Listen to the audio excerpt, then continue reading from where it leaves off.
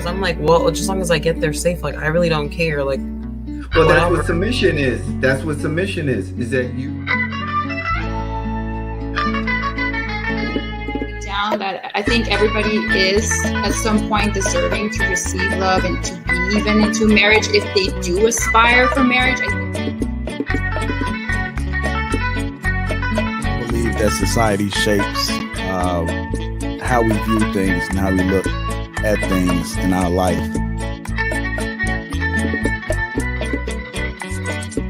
Make your own bed. And that's basically what Kevin Samuels is saying. His delivery is what people kind of throws people off. But basically, aggressive or like violent, like where I think toxic masculinity is no offense to men, that they also get this idea that, you know, women are just going to take care of them and everything is going to be like easy.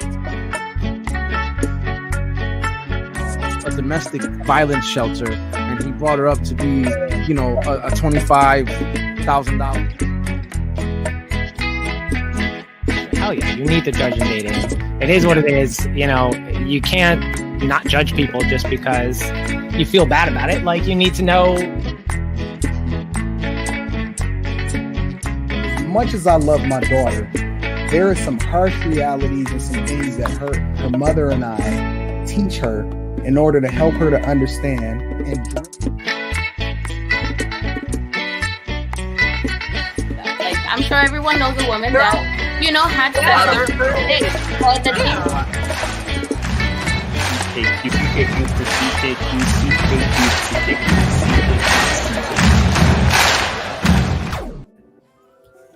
hi you guys, look at that. So the Blooming Ebony is hosting tonight's show. I hope you guys enjoy it. Before we get started, please do us a favor, hit that subscribe and like button. We would greatly appreciate it. Tonight's show is a hodgepodge of different topics, so we can dive right in. Let's go ahead and introduce the panelists. I hope you guys enjoy.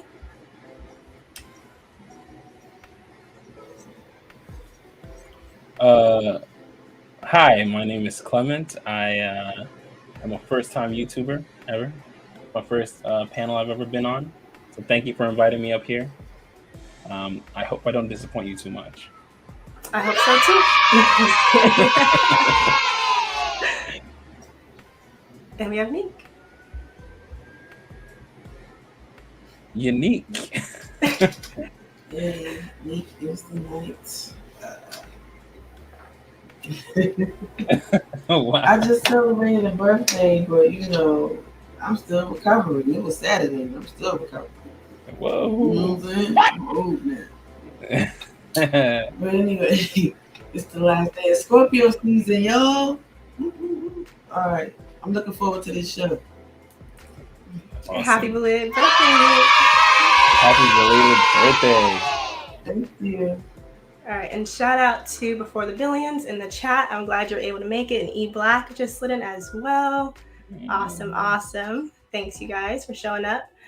So today's video is a mix of a bunch of different topics. I do think that the Manosphere has done a good job of introducing a multitude of topics and talking points that I think all of us are very familiar with. The goal of tonight's show is, I guess, to try to figure out if there is any common ground when it comes to what is a wife, who is the prize. Is there any way we can either agree to disagree and hopefully feel a little bit more hopeful about marriage and whether or not it's going to happen more in the future, or if we're just kind of doomed, which is where I think a lot of us are. So we are going to dive right in to the first reaction video. I'm going to get that pulled up. And if you guys... Monogamy wasn't... Oh. I think it mutes us, so we're good. Oh, man. All righty. That's pretty good. Yeah. Monogamy was invented by men. Men need monogamy. Because they wanted to, was it because the average man wanted to have a beautiful woman? No. Why was it? No. Monogamy is necessary because if you say we're going to develop a polygamous community, what will happen is what the women will do, because women, we are genetically wired to want to procreate with the biggest strongest, richest man. This Right. is embedded in us. It's nothing anyone could play God to say that I'm not like that. Yes, you are, sis. God made you that way. And it's for a reason. It's how you keep the human race going. Not all men are meant to be carried on. Some are meant to die out in their lifetime. Monogamy. Yeah, should I play it again for the people in the back? Or are you guys ready to discuss it? What do you think? I'm ready. I don't know about you, but I'm ready. I'm ready to go. All right, so before we hop into what the panel thinks, the link is in the chat. So anyone that wants to hop into this conversation, please feel free. You are always welcome. All right, so Clement, since you are ready, we're going to start with Neek.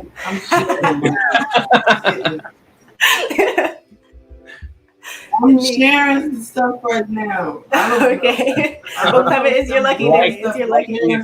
Come back. Likely excuse. Okay. All right. Clement, what do you think? Well, I mean, she's not wrong. She's not wrong with that. Monogamy was invented so that every man would. It's predominantly to keep men under control. Like monogamy is good, though. I do think it's good for both men and women for it to be monogamous, because if women chase their desires, most women will end up dying alone. Like, because women naturally are. A woman's hypergamous nature is so far past what she actually is. So she will always be aiming for that the tip top. You know what? A woman's hypergamous nature is like a man's need for sexual variety. They're both unquenchable. Like, a man will constantly look for a different woman every single day if he never gained any kind of self-control or any kind of thought outside of himself. And a woman will do the same thing with our hypergamous nature. Obviously, we both use those things to a certain extent, and then we understand, okay, I cannot keep letting my my impulses kind of control or lead where my future is going to be. So monogamy kind of helps control and keep us from really self-destruction. So that's my thought on that. Yeah, I agree. Neek, are you ready, or are you still sharing stuff?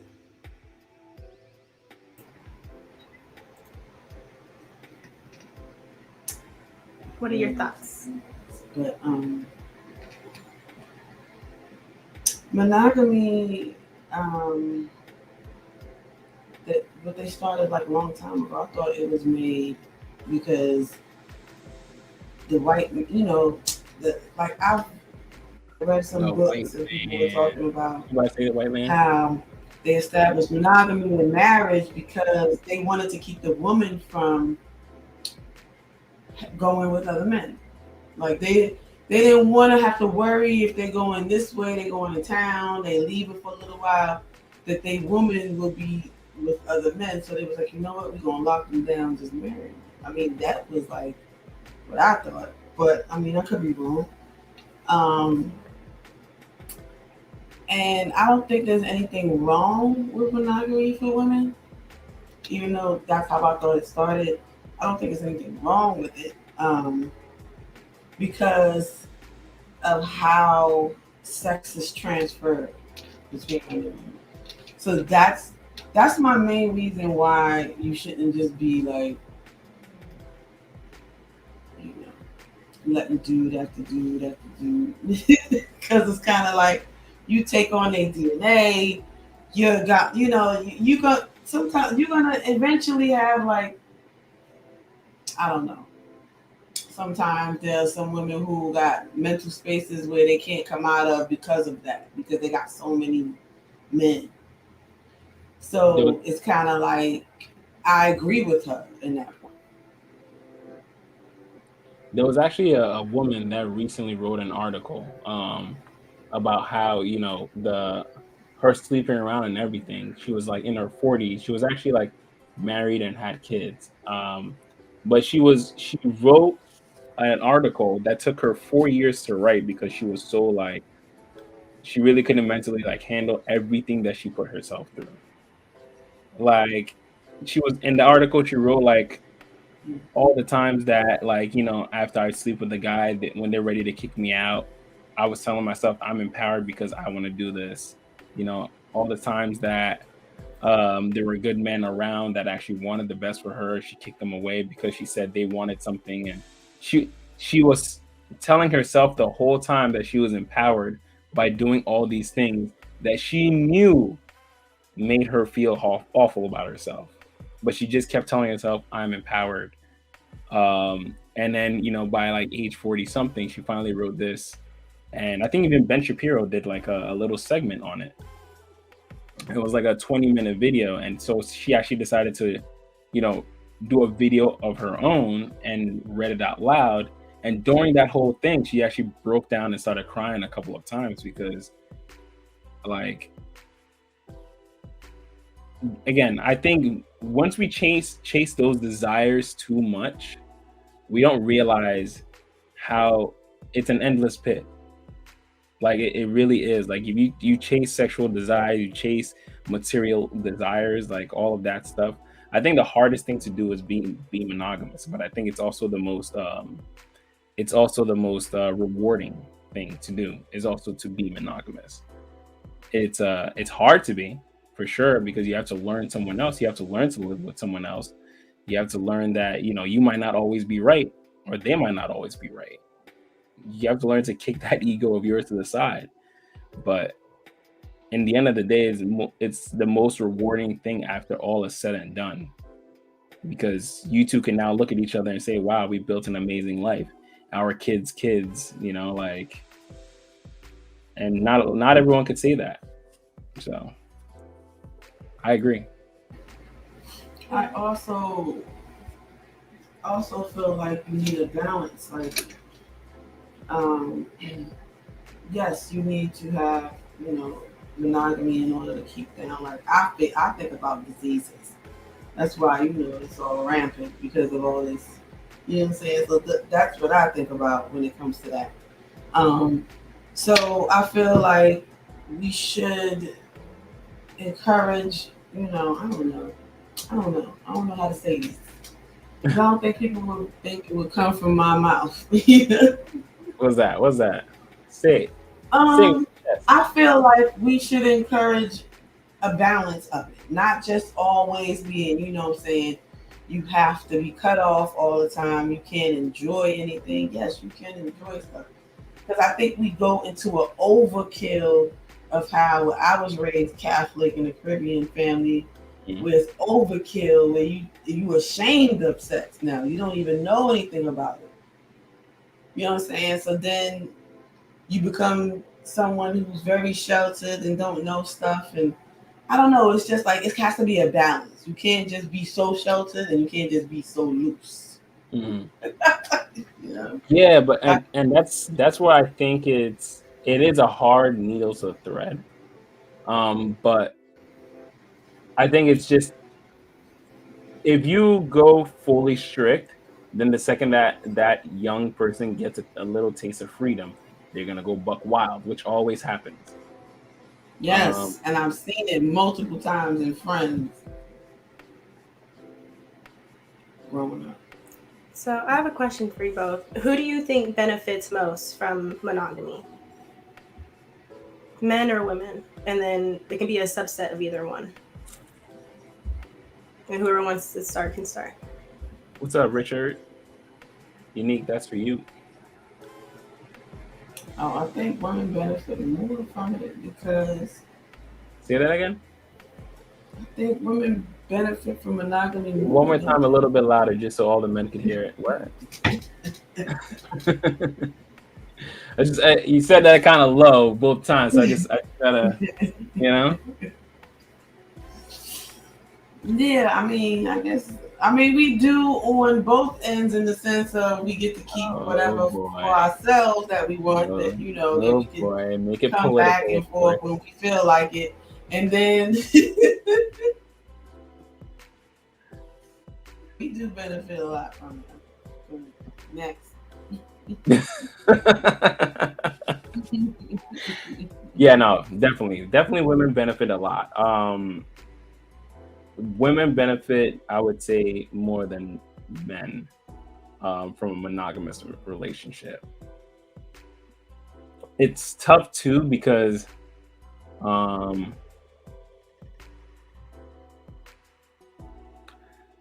women create society.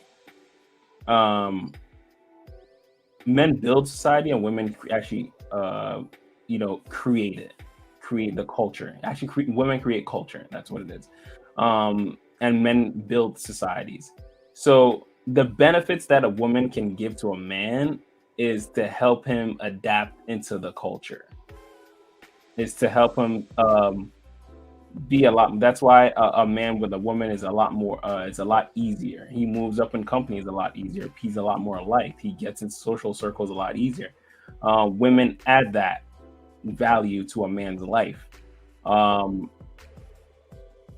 outside of society, what a man brings is far more fruitful.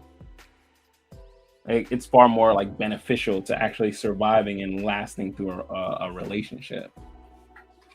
So, they both bring value, but for lasting and real world stuff, I think, definitely women benefit a lot more because men are the shit.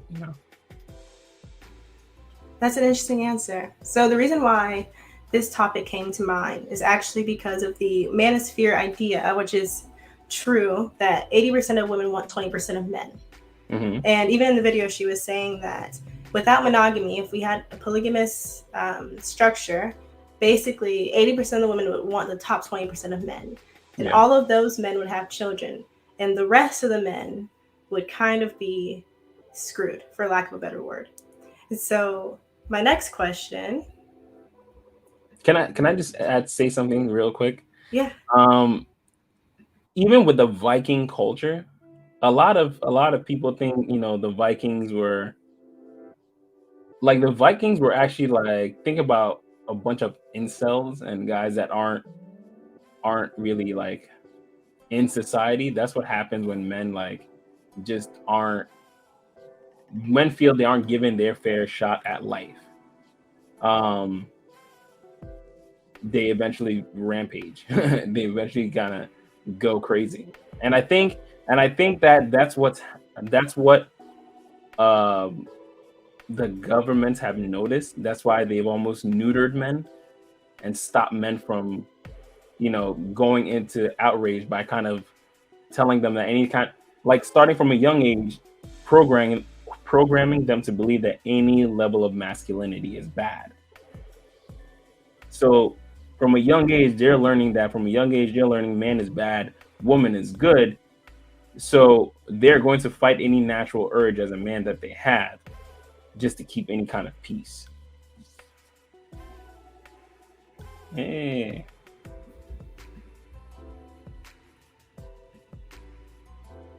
Hey, hope you're doing well.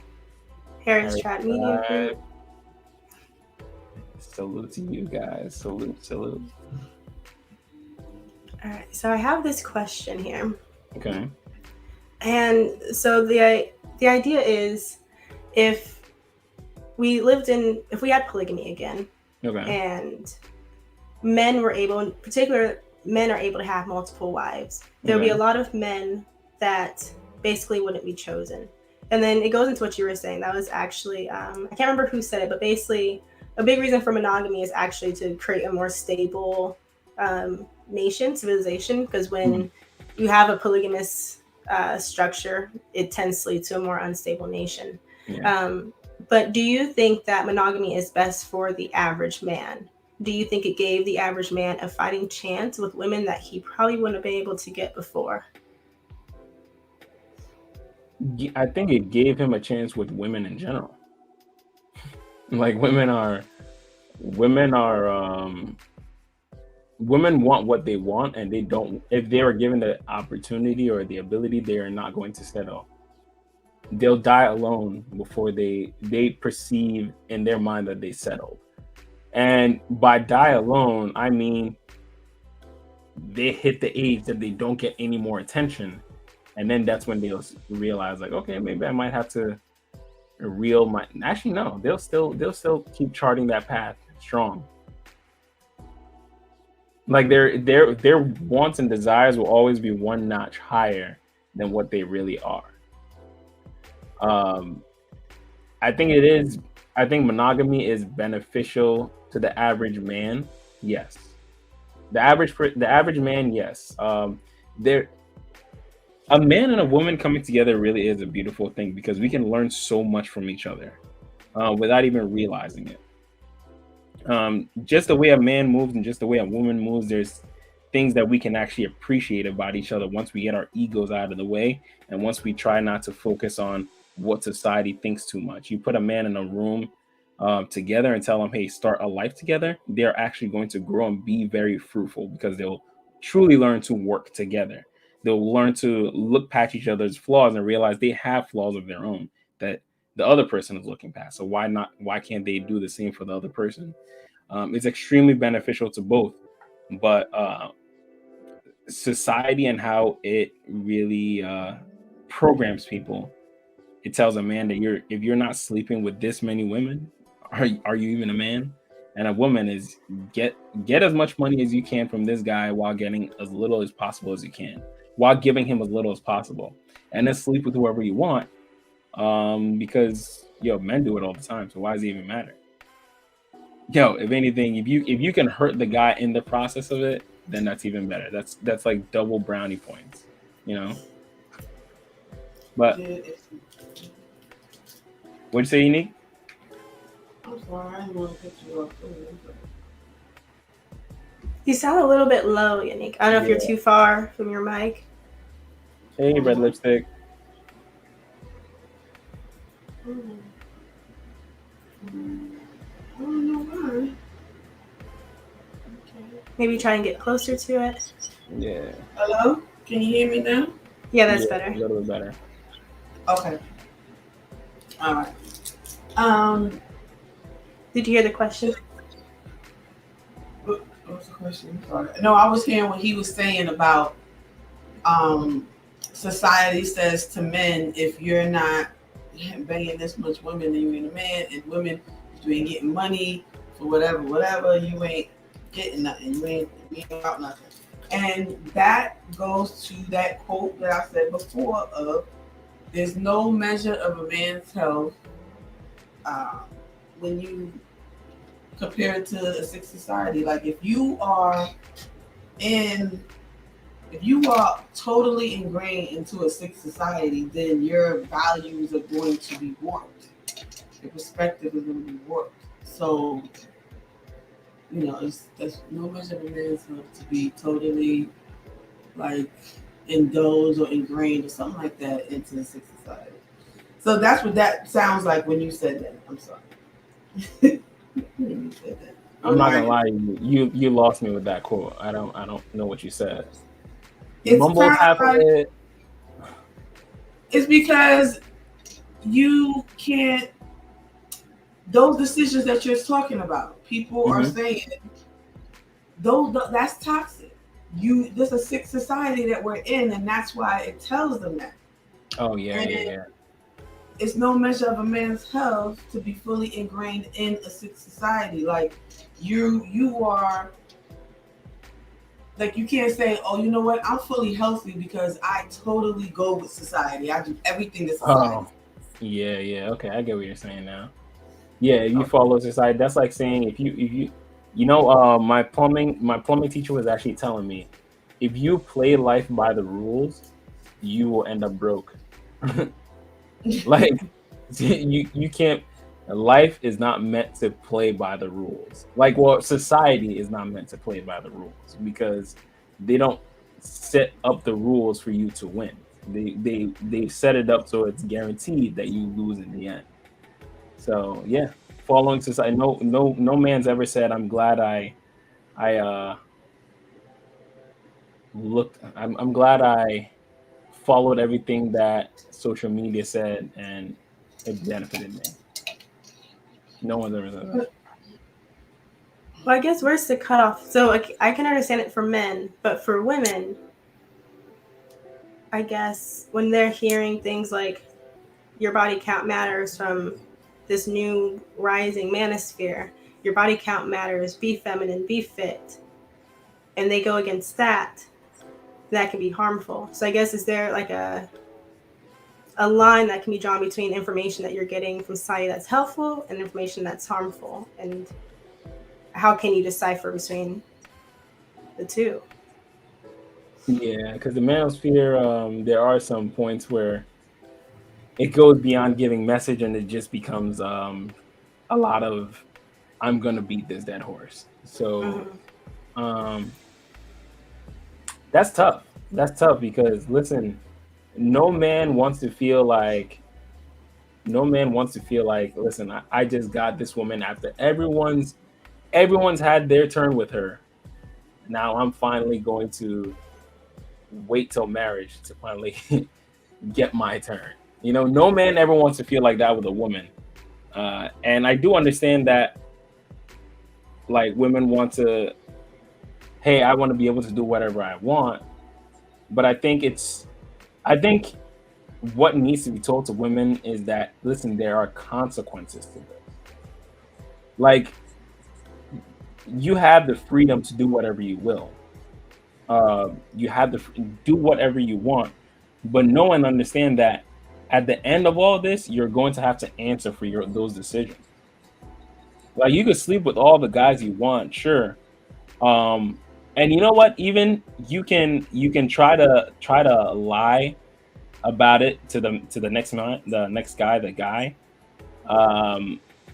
And you may be able to even lie to him about it, but one, you can't lie to yourself about it. Two, your actions will be able to tell. Three, you'll never truly be satisfied, knowing that you gave your best years of life, energy to all these other people that meant absolutely nothing to you. And now with this one person that you should be able to trust with everything, you're holding back a piece of you. And I don't think that any woman wants to end up at the end of all of it. I just don't think any woman wants to end up with a man that now she has to keep this thing from. I don't know. You tell me. I agree. I think that they forget that there are consequences for their actions, and I think the reason why a lot of women avoid, or I guess sabotage, good relationships is because they know that they have a lot of stuff under the rug that they're not willing to reveal, and it's easier to keep that a secret by yourself than keep it a secret in a relationship. When you really start loving someone, you don't want to lie to them every day. Exactly. You know, so I think that's why a lot of women actually are alone, because they have a lot of stuff they don't want to dig up, and it's easier to avoid it when you're by yourself. And you only have to look yourself. Like, I feel like a relationship is a completely different type of mirror, and you have so many responsibilities, and I think women avoid it because they're not ready to see all of the things that they want to see, or that they need to see, I should say. I also think when it comes to, shifting the gear back to men a little bit, I also think when it comes to men, especially in the manosphere, you say, hold on, what did Richard say? He said, but that will not help the relationship. Doing what you want might not be the thing. Well, I don't want people to think that I said that quote is by Krishnamurti. Y'all can look it up. It's no measure of health to be well adjusted to a profoundly sick society. But yeah, we couldn't look that up. Sorry. Just wanted to make sure I wasn't people No saying worries. that quote. But that will not help the relationship. Doing what you want might not be the thing. Well, yeah, I mean, a relationship is definitely a two-way street. Like you're saying, you can't. It's not about doing what you want anymore. It's what's beneficial to the both of you. And sometimes it might be what you want, and sometimes it might be what she wants to do. But that's between the two of you to learn to figure that out. And here's also the thing that I want to say. In the manosphere especially, they're saying, men can rack up their body count. Men can do whatever they can, just, Men could always sleep around as much as you want. When you get into a healthier mindset, because again, that's kind of like saying that women can be as hypergamous as they want to. Oh, hey Queen, how you doing? Hello, everybody. How you guys doing? Fantastic. How about yourself? Hey, I'm just another day, another dollar. Love it. But I'm doing good. I'm doing good. But I was saying, when a man gets into a healthier mindset after he's done, okay, I could sleep around with as many people as I want, sleep around with as many people as I want. You're now going to have to, especially if you love someone, you're now going to have to look back and realize how many people you actually hurt. And when you actually learn to, that's what a relationship actually teaches you. It teaches you to be a lot more selfless. It teaches you to truly care for someone outside of yourself. And when you're sleeping around all those times, all you're caring for is just yourself, your pleasure, nothing else. Second someone catches feelings, they even say it like, oh, you don't want to catch the feels, as if feelings are such a bad thing. Listen, at the end of all of it, you're still going to have to know and understand that you hurt a lot of good people. Because in the hookup culture, I don't think it's just bad people. I think there's a lot of good and a lot of confused people out there just thinking, okay, well, this is the right thing to do. I can do this. It's all right. Everyone else wants to do it too, so it's not that bad. But in the end, it damages you. It slowly damages you. Men don't I would say it doesn't hit them as hard in the beginning, but men still have to wake up and know that they truly hurt some people. And it's not a fun thing to have to think about, but it happens too. So I would definitely advise that men, listen, you gotta learn to be in a relationship. Like, you have to. A relationship is actually a hard thing to learn to structure in your life. And if you spend all of your life hopping from bed to bed, you've never learned how to actually stick it out with one person.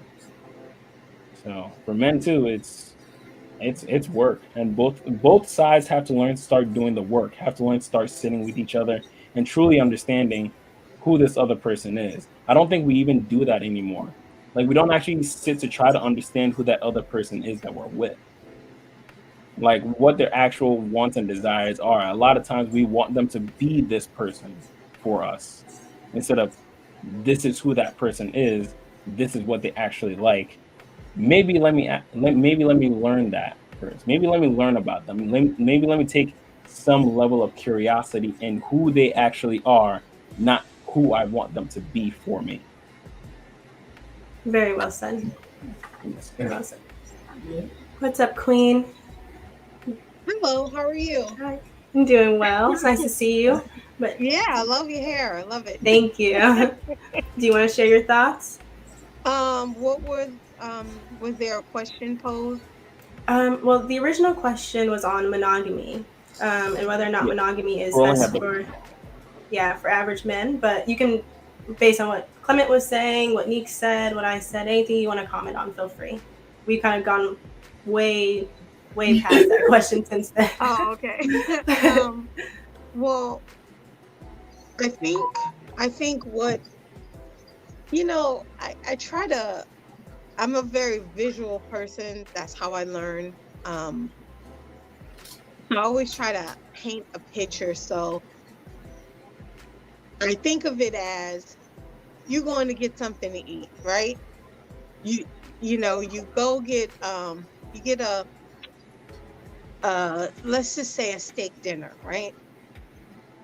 You don't eat that steak dinner, then run and grab chicken, then run and grab this, then run and grab, like, if you want steak, you focus on the steak, right? Because then you end up getting a stomach ache. Something's gonna happen. Like, your body can't adjust to all the stuff you putting in. You're gonna get sick.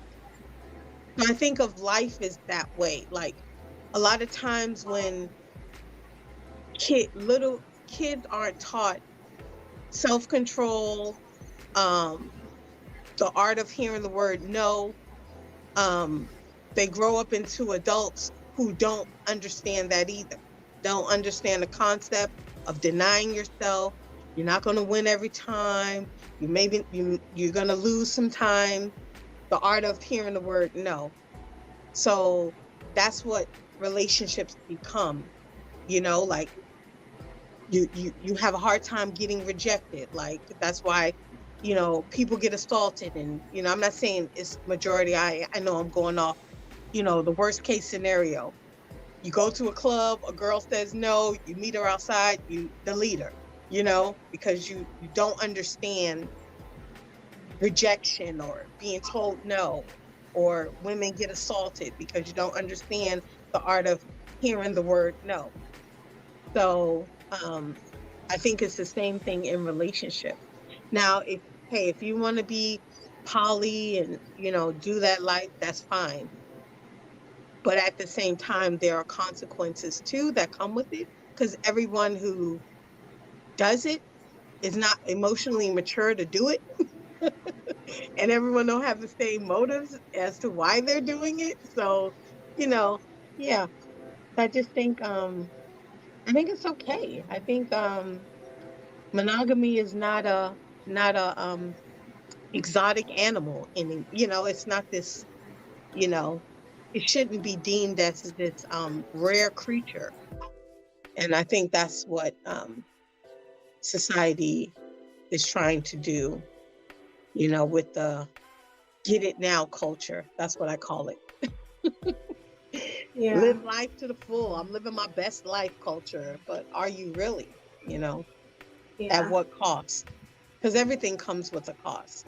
And I don't think people try to, you know, mask the cost and say that the benefits outweigh the cost. And it's not, that's not always true. Maybe to some, but some people aren't built like that. And they try to live that life and it's not really for them, you know? Can I ask you guys something? Mm-hmm. Do you think that the whole sleeping around is not even sleeping around, but being able to go from one person, maybe two, maybe 3, 4, 5 people, do you think that is any way at all good? No. So we should all aim to be with one person our entire lives. That's how I feel. I mean, if that relationship doesn't work out, you know, but I you know, emotionally, when you invest into someone, do you really have the energy, the emotional stamina to invest into 5 people? Or are you just hardening yourself and just bouncing around like a ball? You know, it's gonna weigh on you some way, and someone's going to be affected, you know. Like I always say, you know, like you don't know someone's candle wick, you know, until you burn it. You don't know how long that wick is. That's good. That's good. And everyone has, I call it the Rice Krispie mentality, snap, crackle, and pop. Everybody don't flow the same way. And until you're in it, you can say what you would do, but until you're in it, you don't know how you're going to respond or react. You know, and there's no way I would ever be okay. Kind of correct. Huh? Go ahead. Oh, no, I said I would never be okay with someone I'm with who I think I'm solely with them. The idea of them leaving my bed and going to 3 other beds. And No. So now I'm not saying just, but hey, you know, at some point in time you were with this person, things didn't work out. Now you're with this person, things didn't work out. Oh yeah. No, I mean, I don't believe staying with someone if it's not going to work out. But I don't, you know, I don't believe in just, you know, Monday you with this person, Tuesday you're over here. Outside of now, all right. So now here's where I am a little conflicted. Outside of things like abuse, when do we actually say things aren't going to work out versus you just didn't try to make things work? That's the magic question. I think. Go Go ahead. ahead, I'm Queen. sorry. No, go ahead, Queen. Oh, I was gonna say, I think it's beyond just abuse. I think it's when both people aren't willing to put in the work for whatever it is, whether it's decisions, whether it's life, whether it's we're gonna, like even little things, because little things, it's usually not big things that destroy marriages. It's the little things that are ignored, that are just piled up on. So when you're with someone who there's no communication, there's no teamwork, it can become a problem, So I don't know if I answered that.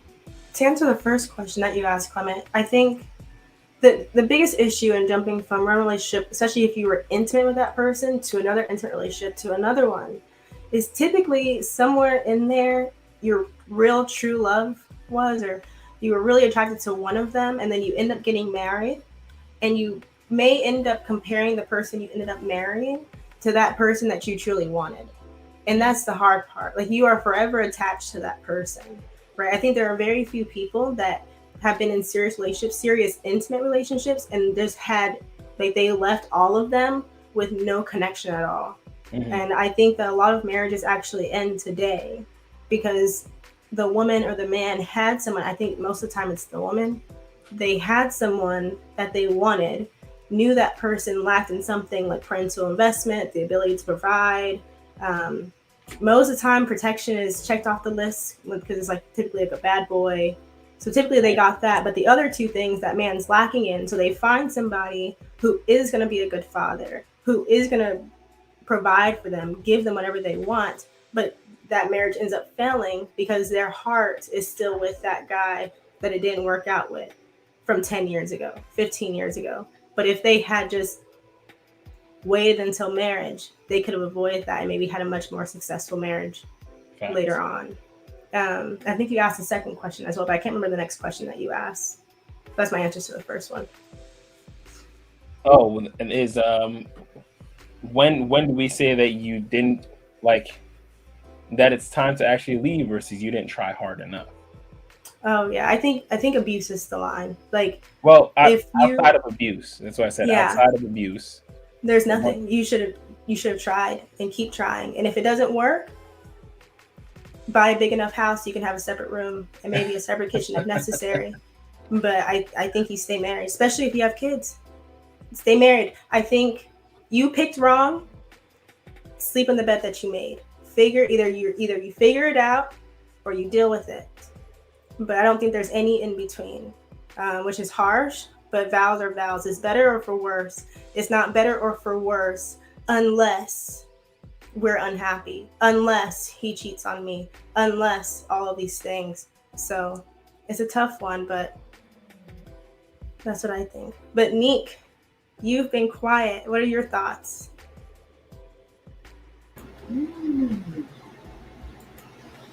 I think it's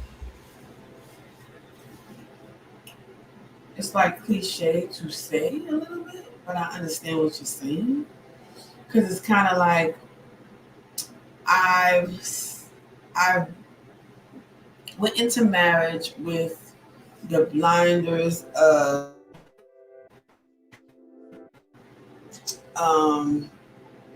that we both understood the assignment.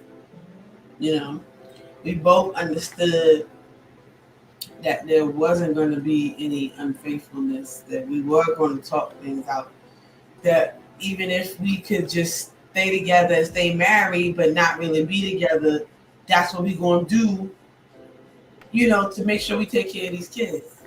We had those talks before, but then you still get this surprise about some shit that you ain't know about, the motherfuckers keep away from you. So now you in the situation now. Now, when you out of the situation, you like, if that happened to me, I would just, do whatever. But when it does happen to you, it's way more complicated and devastating and way more factors to everything that goes on in a relationship than just to basically say, oh, if somebody does this, just because they did that doesn't mean such and such. No, you have to take certain things in certain times and be like this. This is how my perspective is. This is what I see from it. And sometimes you're not going to see it from when you wasn't in the situation. Once you're in the situation, now you like, shit, do I really see it that way? Because that's happened to me and many other people that I know of. Yeah, if I'm in this situation, you know what? I'm going to leave, or I would never leave, or whatever. And then when that situation comes is when you really... You're breaking up a bit, Nick. I agree. I don't think saying I will or I will never leave is the answer. I think always saying I will try to work it out is the answer. Mm-hmm. Like, just try to figure it out. And I feel like the issue is there are people that are on opposite sides of the spectrum, and it's just it's unrealistic, you know. I just see if you can try to work it out versus saying this happened, I'm out, I'm gone, this is a deal breaker. Do you all think that I think that a lot of people go into marriage with this idea that it's going to be happy, it's going to be smooth, and that the love is enough, I guess, to... Disney, girl. I believed in Disney. Yeah, right. Yeah. I don't believe in fairy tales and unicorns. So what is one conversation you wish you could have had before you got married to your husband? And then for Clement, when you do get married, what's one conversation that you want to have? So one that I heard of a good question to ask is, how do you define cheating? You know, is it just texting someone romantically? Is it actually sleeping with them? So that's an example of what I mean. What is that for you guys? And let's start with Neek. We haven't heard too much from you. I was just talking just now. But you know, you just started talking after like 10 minutes of not talking. Oh my God. So I gotta get as much out of you as possible when I can, so you can disappear for another 10 minutes. I don't even know what to say now. I wanted somebody else to talk after me. I can come back to you. This one time. Yeah, come back to me, please. Okay. Sorry. Anyone ready? It's a tough question, so I understand. And Clement. You're on mute. You're doing that on purpose. Oh, I said I nominate Queen. Oh. Okay. This is my turn. Let's see. You know, we had a lot of conversations prior to saying I do. I think one of the ones I say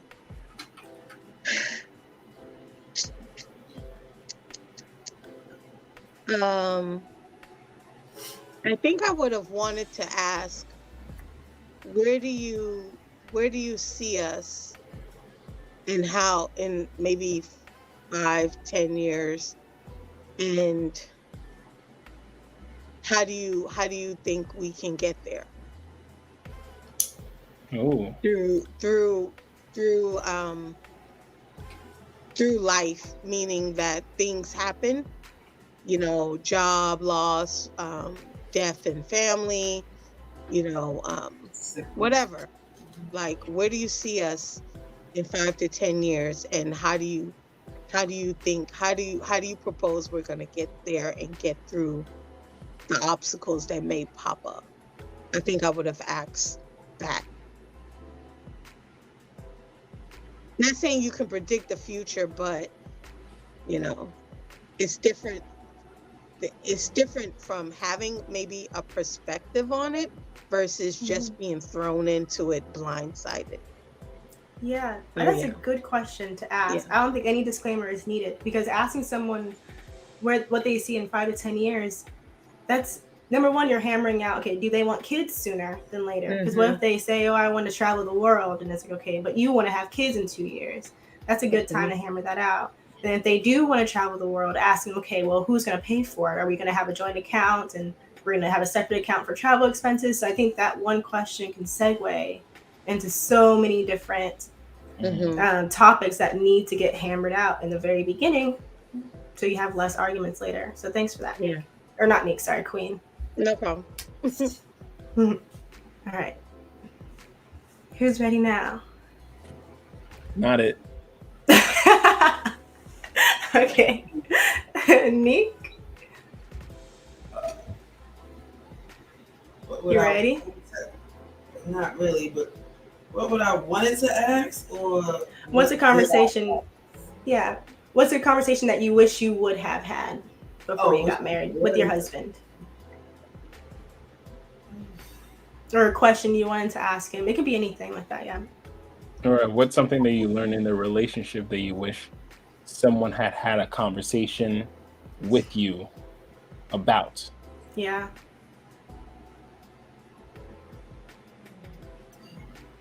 Or what's something that you learned that came to you from left field when you're like, you learned it only when you were in marriage, that like, whoa, I guess this happens. See, the thing about Yeah, what the fuck? This is a hard question. Yeah, you know why it's hard? Because like I did something like what Ebony said earlier about women choose the person who they know, who will be a good father, who can take care of their kids.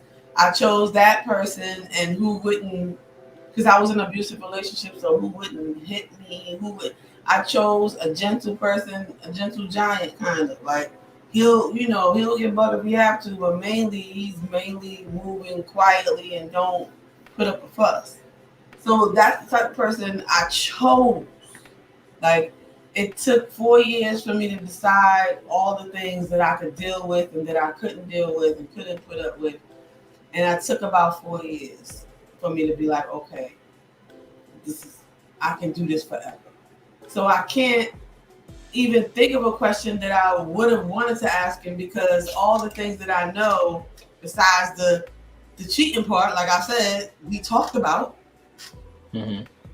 That's the only main thing that basically turned my world upside down, because we were so in sync with all of the things that we talked about in that. You know, like I've already told him, he already knew about all the other people that cheated. He had people that cheated. We talked about what we would say, what we would do. We did all that. But the shit still ain't happened, because like I said, once you in it, your whole view changed. Like, dang, do I really tell her? Yeah, do I really say something to her? And he just didn't tell me. I ended up being an investigator and finding stuff. So that's the only thing that, that I had all the conversations that I thought I had. I took my time and carefully of who I chose. That's what I'm trying to tell y'all. Like, he asked me to marry him within a year, but I took 3 more years to decide. So I can't even think of something else. Sorry about that. No, it's totally fine. It's totally fine. Clement, do you have an answer? I have a question for you. So when I'm asking this question, am I asking it to a married man, or am I asking it to a married couple? So this is a question. So preferably, this is a question that you would ask your future wife. And so, like, someone that you're courting, a question or something, a conversation that you think you should have before you guys commit. I guess do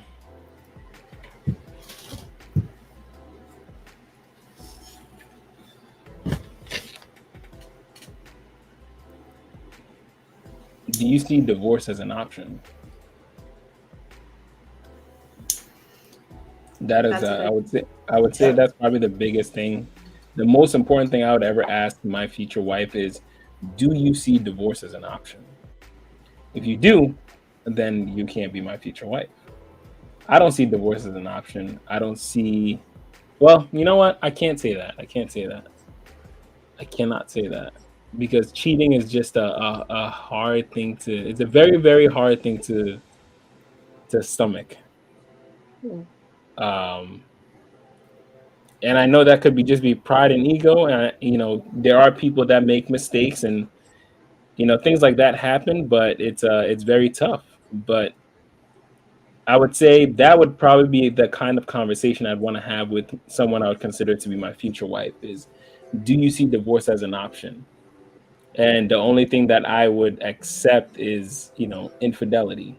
If infidelity was ever involved on both parties, then that's the only time that I could see the opening of the divorce door.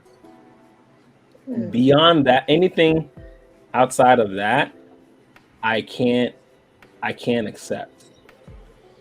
I know I'm not going to be an abusive person. I know I'm always going to do whatever I can. If I'm down on my luck and this person decides I'm not ready I can't sit this out, then truly I want to know that now. If money is going to be an issue at any point in time, if you're going to want more out of me than I can give at a certain point in time, I want to know that now. I think it's hard to.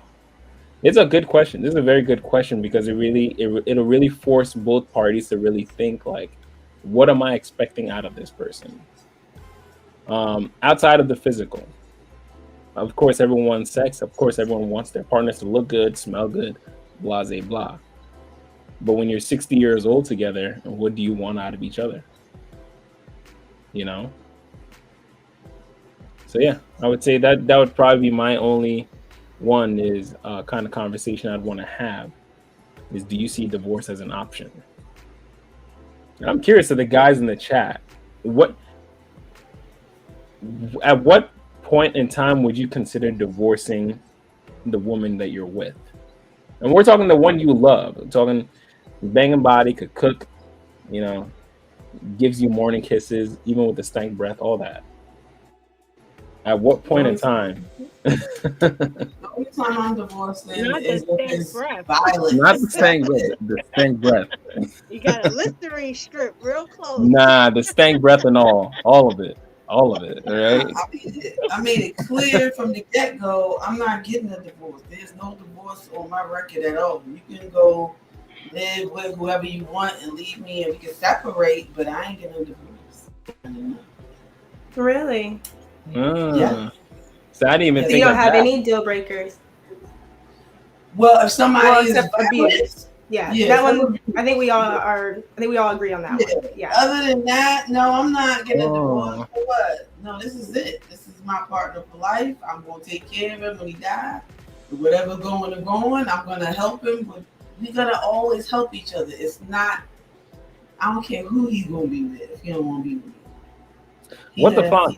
That's a hard question to answer just because you don't know who you're going to be in 10, 20 years from now. 10 years from now, I didn't think I was going to be, living where I am, making the money I am. 10 years from now, I don't know where that's going to be. So that's a hard one to answer because, like, what are you entitled to? You can base that off of what are you entitled to is looking at right now. I think I mean, you build with each other. Say that again, Queen? I think whatever you build with each other.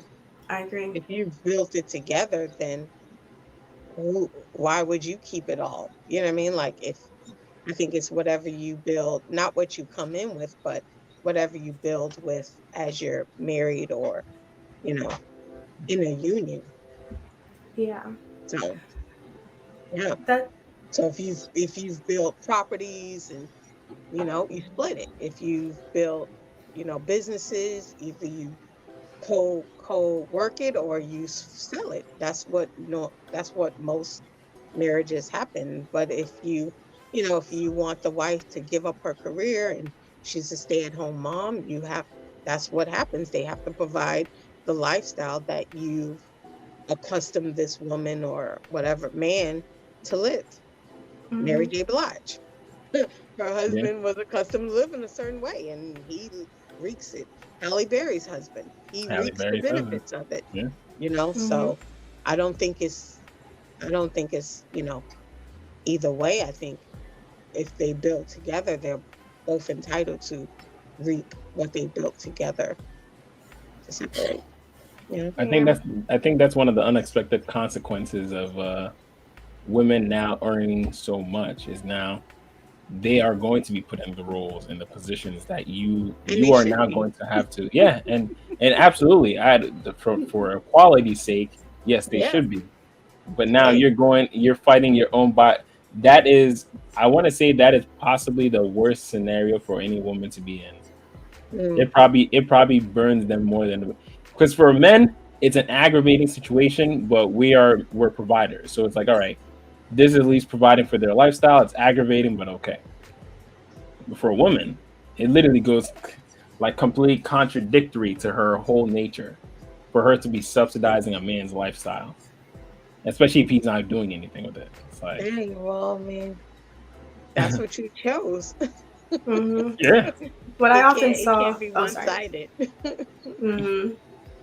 What I often saw, because I worked for a lot of very, very high value families, and typically what they have set up is anything that has been purchased, or a lot of them have like stock units in their company, anything that's been like given to us, purchased after the day that we were married, that's community property. So that's between both of us. So when we split, we can only split this 50-50.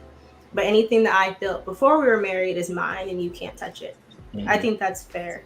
If that isn't seen as fair, I think if you, like Queen was saying, if your wife is going to be at home, or if your husband's going to be at home raising the children, they're going to sacrifice their career, I think that you should give them something, like a lump sum of money at the divorce, so they can at least get back on their feet and start working again, or take care of their kids a little bit longer, whatever that takes. I agree. But before we move on to the next video, after 1 hour and only one reaction video later. It's been a good combo. Yeah. My answer to the question would be, the question that I would ask is, if I never changed, would you still love me? If I stayed the same as I am today, do you think our marriage would still work? I do think that a lot of people go into marriages thinking that they're going to eventually get the man or the woman that they truly want. Kind of what you were saying, I think you were saying that earlier, Clement. Like they can change them or fit them into whatever mold that they want. So seeing like, are you happy with who I am today, to the point if I never changed, you'd be okay with that. Not saying that you're not going to change. Obviously, there's all those disclaimers, but I think that's a good question to ask, especially a man to a woman asking that question. That's a good question.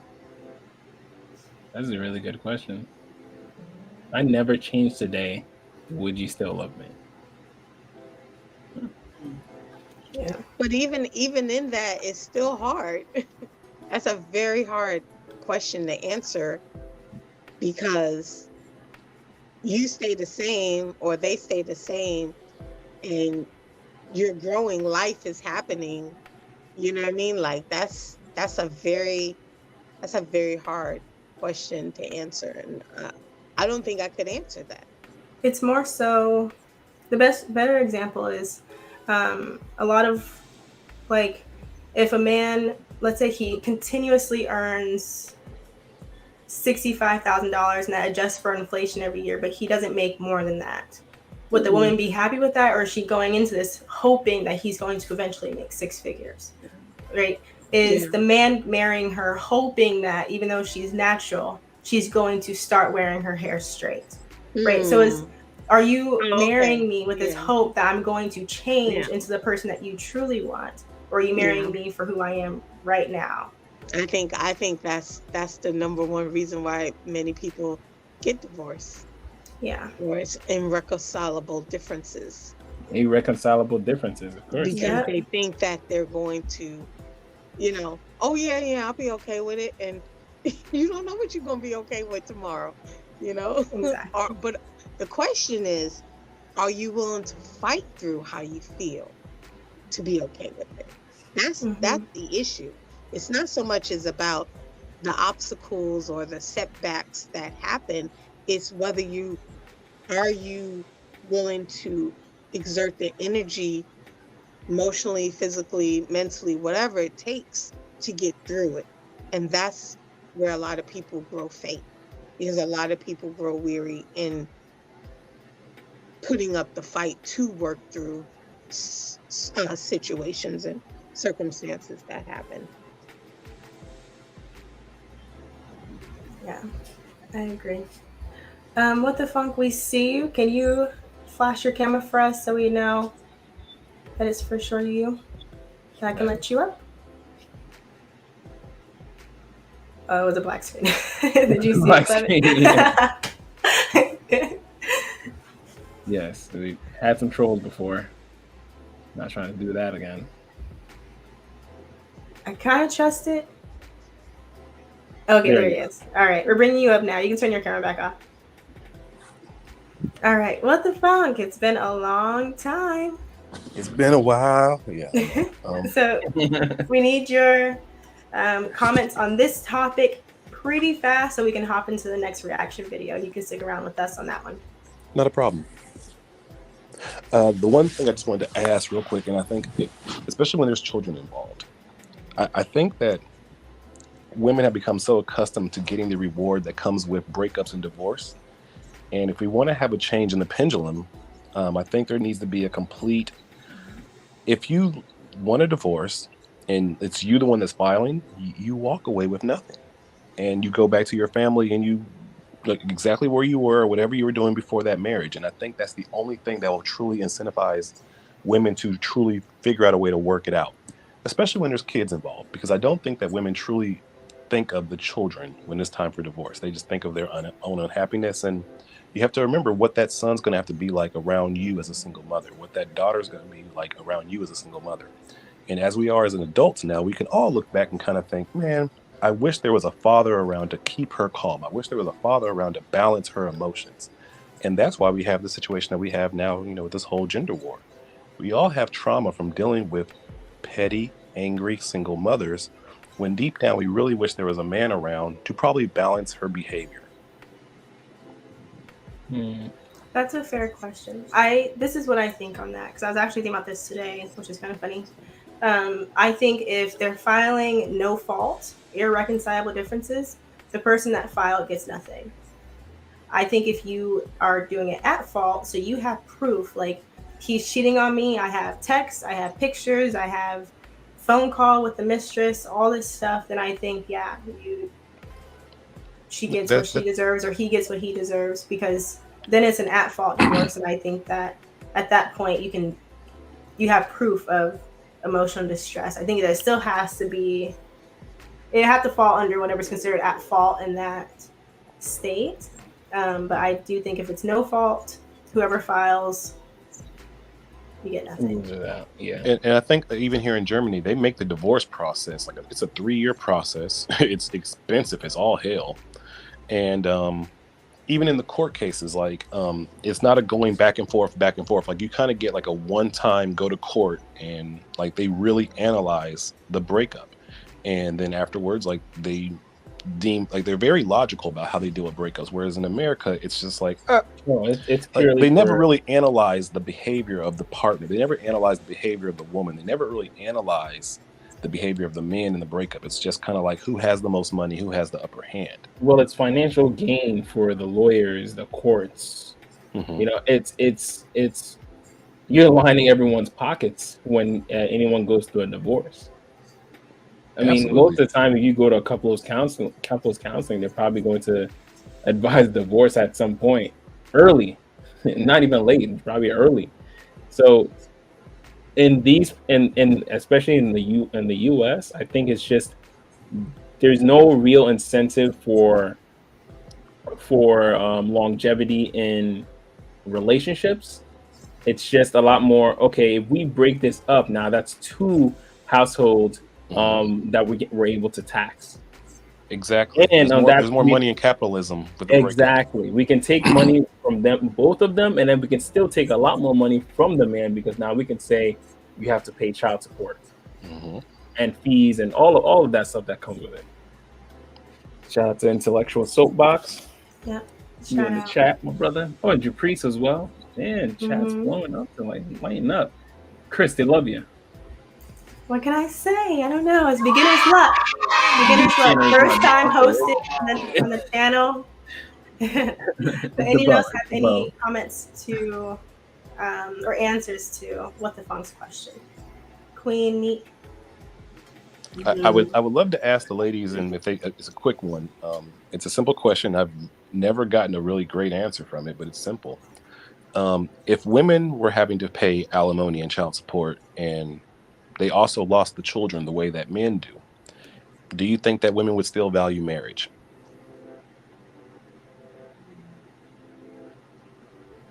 Ask that one more time, please. Yeah. If in divorce, if majority of women had to pay child support or alimony for children, and they also lost custody of the children the way that men do you think that women would still value marriage? I think some women will, but I think a lot of women wouldn't get married. I think the women who are focused on is that really what they want? You know, I think it would weed out a lot of people if the tables were turned. Okay. Yeah, I think they would think, you know, if they're not going in it for the right reasons, I think they'd be like, nah, I'm cool.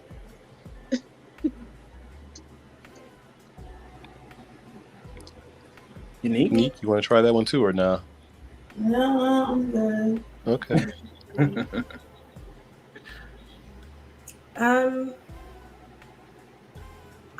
I think that it would force the women that are married to think twice before getting a divorce. But I don't think that it would change how people that are not married value it. But I do think that would probably incentivize more women to be dependent on their husbands, to not be the breadwinners, not want to pursue a career. Because typically alimony is based on income, who makes the most, who was the breadwinner. Mm-hmm. And so I think what that would do is it would be like, okay, women, you go ahead, but you have a chance now, since you're also a taxpayer, you have a 50% chance of having to pay alimony, having to pay child support, and we're going to treat you like a breadwinner. And I think that would probably incentivize women who are wanting to get married to more likely be homemakers versus career women. And I'm definitely ready to go to the next topic, but if we really want to change our community in a positive way, I think we need to have more of our Black women at home and actually building a village-style homeschooling, because we all know that the public school systems are getting insane for you all in the USA. Oh, yeah. The things that they're indoctrinating your children with are getting insane. And unfortunately, I think we've all seen the outcomes of what happens when white supremacy is in control of the education of a young Black man and a young Black girl. They don't care. So I think if women would kind of say, let's not focus so much on our careers and let's actually focus on the community and actually build an infrastructure where we don't have to deal with the public school systems, that is what we need. I don't think there's a reason to wait. Oh, sorry, Clement. No. That's. I think that's a much deeper conversation, because I think a lot of women really deeply fear the idea of having to rely on a man. Damn that color purple. Yeah, like I'm not even joking. I think it's the idea of, and I mean even to like the sweetest of girls, it's like, yeah, but I need to have my own. I was like, yeah, but I can't give up my career. It's like, what are you hanging on to your career so hard for?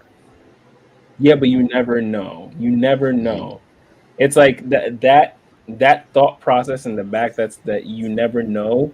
I think that's probably one of the most detrimental thoughts, because the you never know stops you from putting your 100% into a relationship.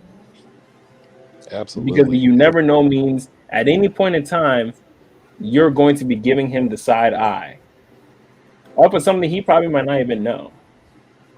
You could be making up any kind of story off of you never know what he's doing. So I need to be ready.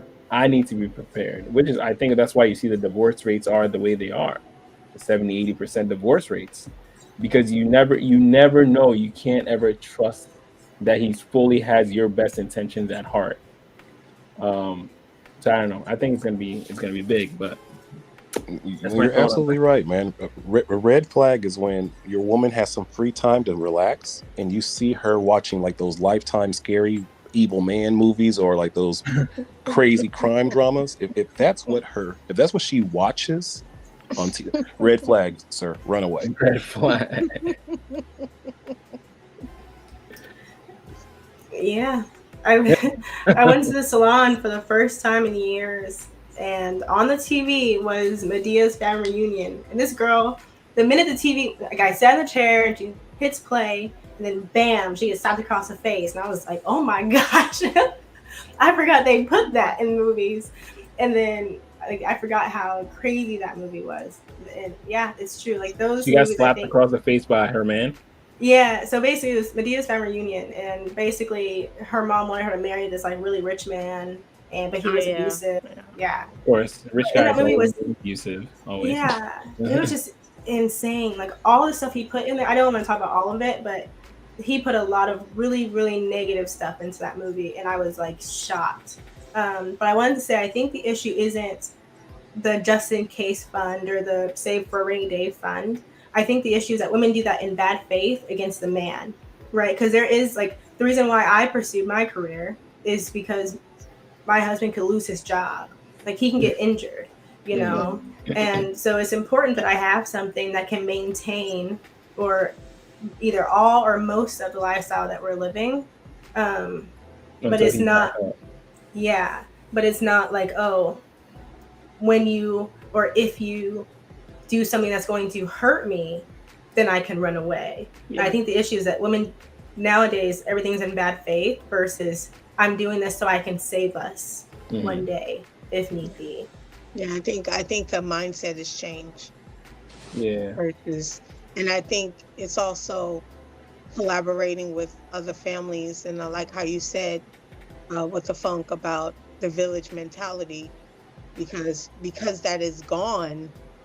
You know, it's almost like every man for themselves kind of situation.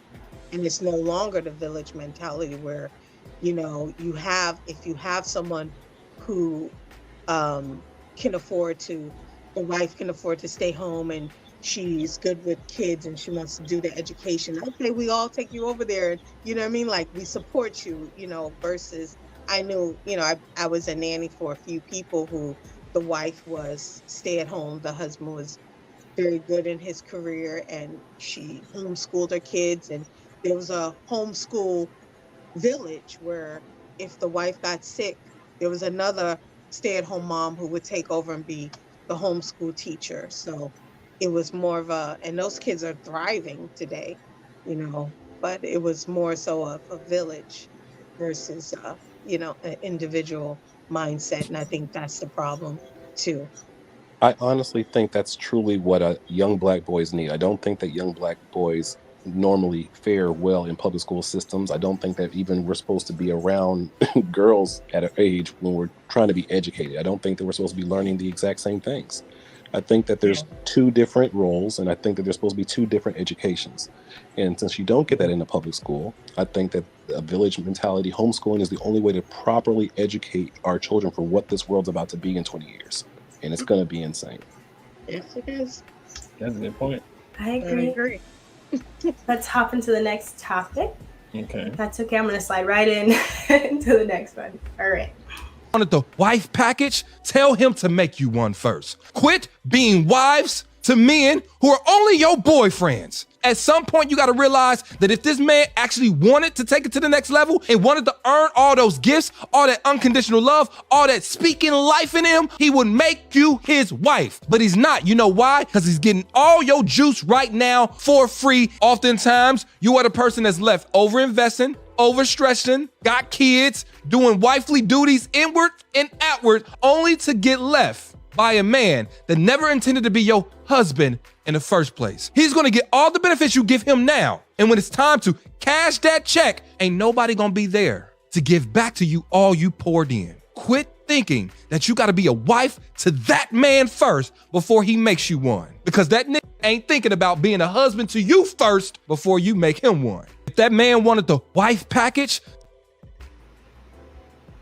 All right. Thoughts? Let's start with our guest. What the funk? Sure. I'll make that simple. What he's saying makes sense to a certain degree. And what he's saying basically is, if you're pouring into somebody and you're not getting an equal return back, go ahead and let it be.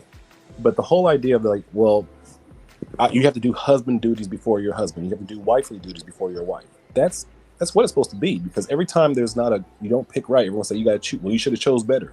You should have chose better. So how we vet women in this process is how we're choosing. And if that's a problem for the woman, then I don't know what to tell them. But if a man has a certain amount of money, or if a man is maybe relaxing who he is and on his purpose, he needs to actually vet you, because you have a chance to ruin that if you change your mind. So you have to get a woman who is doing wifely things before you make her a wife. I'm sorry. And too many women try to say, well, I'll do the right thing once I become a wife. Just like a person will say when you're a kid, I'll do the right thing once I go to the right school. I'll do the right thing once I get the right teacher. And it's still the same problem.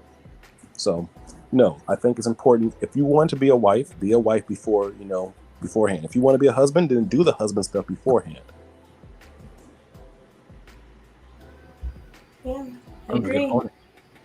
Welcome, Carl. Did you see the video? Oh, wrong button. Okay, there I go. No, I didn't get a chance to see the video yet. Okay, I'll play it one more time. Well, welcome everybody. Sorry I'm late. No worries. No worries, man. I'm prepared for Thanksgiving dinner I'm about to cook. Oh, nice. Yeah, you gotta start 2 nights Starting early, yeah. Yeah, man. Man's sticking his foot in it. Damn right. I don't know where that phrase came from, but I mean, it's always been a disgusting one. Yes, it's awful. All right, So what was the video. topic? I'm going to play the video again for you. Okay, thank you. Wanted the wife package? Tell him to make you one first. Quit being wives to men who are only your boyfriends. At some point, you got to realize that if this man actually wanted to take it to the next level and wanted to earn all those gifts, all that unconditional love, all that speaking life in him, he would make you his wife. But he's not. You know why? Because he's getting all your juice right now for free. Oftentimes, you are the person that's left over-investing, overstretching, got kids, doing wifely duties inward and outward, only to get left by a man that never intended to be your husband in the first place. He's gonna get all the benefits you give him now. And when it's time to cash that check, ain't nobody gonna be there to give back to you all you poured in. Quit thinking that you gotta be a wife to that man first before he makes you one. Because that nigga ain't thinking about being a husband to you first before you make him one. If that man wanted the wife package. All right. Next, let's talk to Neat. Yeah, it sounds aggressive, but go ahead. Are you there, Neat? Hey, Neek. Neek. Neek is the night. Went night. Oh, Neek at night. Neek at night went night. Okay, we can come back. Okay. Carl, do you want to go? Yeah, other than sounding very aggressive, goes back to vetting. Yeah, you should be a wife first. You should be a husband first before you even think about getting involved in a relationship. That's a learning process that requires vetting. That's why vetting has always been traditional. I just have a problem with the whole expectation part of it all, though. That's what the expectation. It's like when people meet people, their expectation is not on the table. They exchange pleasantries and I call it routine bullshit. Conversation. Hey, how you doing? What's your name? where you from? How many kids you got? You know, what kind of work you do? You know, the routine shit. But I really think that people, when they meet somebody, they say, "Hey, before I give you this dick or before I give you this pussy, I'm letting you know now. If I fuck it, I keep it." Like, you know, I don't think people have that thorough conversation before they get involved with each other. Yeah, I mean, we are in a very hookup culture. Yeah, you know, sex first, everything else after. Sex first, then you read the name tag. But that's really where we're at. And I don't mind the sex. I don't mind the sex part being involved, whether it's first, second, or third. The That's right. issue is the communication being established prior to. That's where I disagree, Carl. I disagree. I think sex getting involved is where everything gets thrown off. Whoa.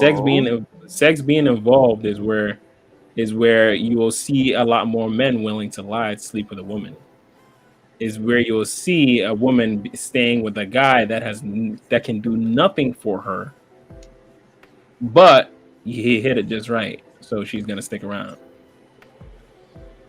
So you don't agree? You don't agree that a lot of times too, it's about opportunity on both sides because she wants some dick, she wants some money, she wants part of the deal. But I mean, listen to what you're saying though. Like, I mean, so you're saying that because this person wanted money and he just needed a body, it's okay for us to just go along with that. We've been transformed. Look at the whole flying out situation. That became secretly normal now. And I say secretly because it just came out of nowhere. Yeah, fly me out. And now what's the expectation? Well, I'm going to pay for the airline. I'm going to take her out to eat and we're going to sleep with each other.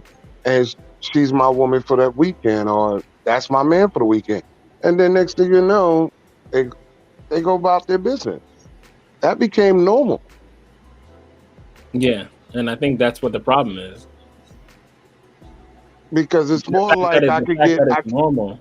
The fact that it's normal, the fact that's literally, okay, you're going to get husband and wife reward without ever even starting husband and wife chores. Because nobody wants husband and wife. They want how you say, I want the benefits from it, but I don't want the title. I don't want the responsibility. It's not the title. If anything, I think people want the title. They just don't want to have to work. People are lazy. They don't want to have to work. I agree. Yeah, people don't want to have to work for that. And that's why I'd say that's where I disagree with you. Is you're giving people rewards for things they haven't worked for. That's what this society is. And I agree. That's on both sides. Yeah. Yeah, that's absolutely on both sides. And that's what I'm saying. I don't agree with that the sex part should be anything with it. So is that a newfound preference? Is that a preference now? What do you mean? Because, like you said, I can get the benefits without the title, the responsibility. I can come in and out. Mm-hmm. Half the time, most of the time, they don't even have to live with each other. They could just do that. Hey, you live there, I live here. Mm-hmm. We occasionally get, and some of them even agree that you live there, I live here. We occasionally get together on the weekend, but in case you with somebody else, okay, I'll wait till the following weekend. Some people are that clever with it. So we spoke earlier on the panel about who relationship benefits more, a man or woman. That's a toughie now. Really? You think that's tough? I used to say it's the man, but now it's a tough one because women benefit greatly just as much as the man. I think women benefit more than the man when it comes to a relationship. So when you're talking sex, when you're talking a woman deciding, okay, I'm going to spend my intimate time with this person who she's now creating a bond with, and she's going to keep investing all that time into this person who has done nothing, who's done no kind of husband chores, but she's giving him wife rewards, right? eventually at some point he could just say, all right, I'm good, I'm cashing out, I'm going somewhere else. Now she spent all that time. But he spent too. He spent money and time. He spent time. He spent time, but a 35-year-old man and a 35-year-old woman are two very different things. Oh, Aren't they? definitely. Dating Yeah. market. Yeah. So she spent 30 to 35. He spent 30 to 35. He could still walk away. He's still in the prime on the dating market, and that's why I'm saying this. That's why I just don't like perpetuating this idea of the sex is not bad. I think we should start understanding that no, sex actually means something. Let's start putting some value back behind sex, because now we're in this hedonistic society where all we think is, well, listen, if anything, just get a blowjob from them, just get some kind of sexual act from them. That's fine. It's okay. No, like once you open that door, it's Pandora's box. It's not gonna stop. Once you start trying to chase pleasure, pleasure does not stop. Well, Like the term wifey is the I would say the similarity to wifey. I think it's similarity to just saying, hey, you know what? We're together without officially being together by government standard. You know, we live together, we got kids together, but when it comes down to it, at any time, like you said, the man could clock out, change the locks on the door, and just go about their business. Mm-hmm. I think people are comfortable with that because of a lot of reasons. I know people that can't get married because of citizenship. I know people that can't get married because of financial debts. You know, all kinds of reasons why people were saying, I'll take this, but I'm not going to take it all because it would hurt me or it doesn't benefit me. So that just sounds like more fear, moving out of fear. Yeah. So you just got, and tripling down on my point now. All right, that this just creates a lot more hurt people. That's all this does. Like the sleeping around, all the sexual acts, it just damaging each other and just keep moving on, and just it's like a virus. You just keep spreading it. It's short-term pleasure, long-term pain. That's all it is. Like women don't forget how they were degraded in those times. And men will not forget all the people that he hurt. And don't forget about the audience, the generation behind, the children that's watching. Yeah, and then they pick up on it just as quickly. Yeah. And now you're gonna have your ego. Both the men and women are gonna have their ego. So the women are gonna say, I was empowered. I did all that because I wanted to. And all the youngins are gonna say, oh, you know what? I could do that too. She looks very empowered. You know, she's got the lifestyle that I want. So I kind of want to do that too. And all the men are gonna say, wow, so I could just sleep with them and don't even matter? All of them? Get as much as you can. And the man will be like, yo, listen, get as many as you got to catch them all. Okay, you got to catch them all. Well, yeah. And it's just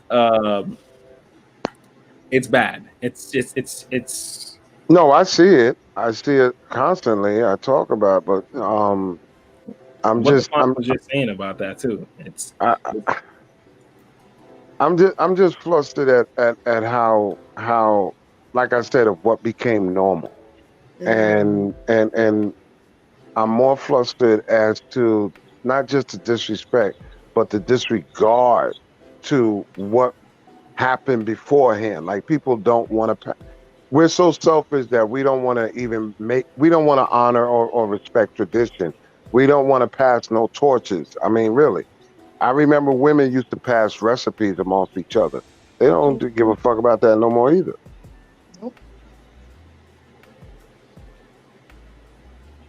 And it's very frustrating to me because I really, that's why I'm cooking now for Thanksgiving, because I figure, how are they going to emulate if they don't see it or be a part of it?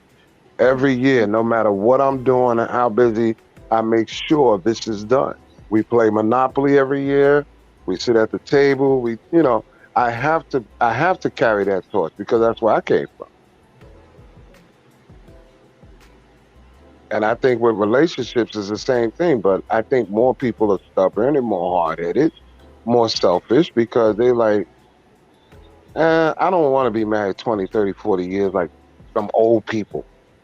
I want to just live my life. And if you ask the average chick, 20s and 30s, especially even the 40s, they really believe they're not going to get old. They think they could still be Beyonce and drop it like it's hot in their 50s and 60s, and they don't realize that.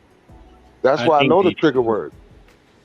I think they do, man. I think everyone, both men and women, want to be married, man. I think everyone wants to find someone to grow old with. I don't think it's a think cap. people. You think it's I don't- cat? I think it's a cap because I think you can mask it as long as you know Right. what you put out there, because Mhm. what you put out there is really not what's going on. So you become numb. I was having this conversation with someone recently. You become numb to it because you know you don't want to show. So now you got all these shields up and all this armor on, walking around life like, man, I'm gonna travel by myself. I don't need no man. I don't need no chick. I'm gonna just run. And you really, we're not meant to be alone. No. We're not. So when you start believing that, it's usually a trail of hurt, disappointment, fear, or insecurity that you're forcing yourself to hide. But now you can hide behind it if you got money, you know, your looks, whatever. Yeah. And then A you lot got of your camouflage. passport. A lot of You got your camouflage. passport. You know what I Mhm. mean?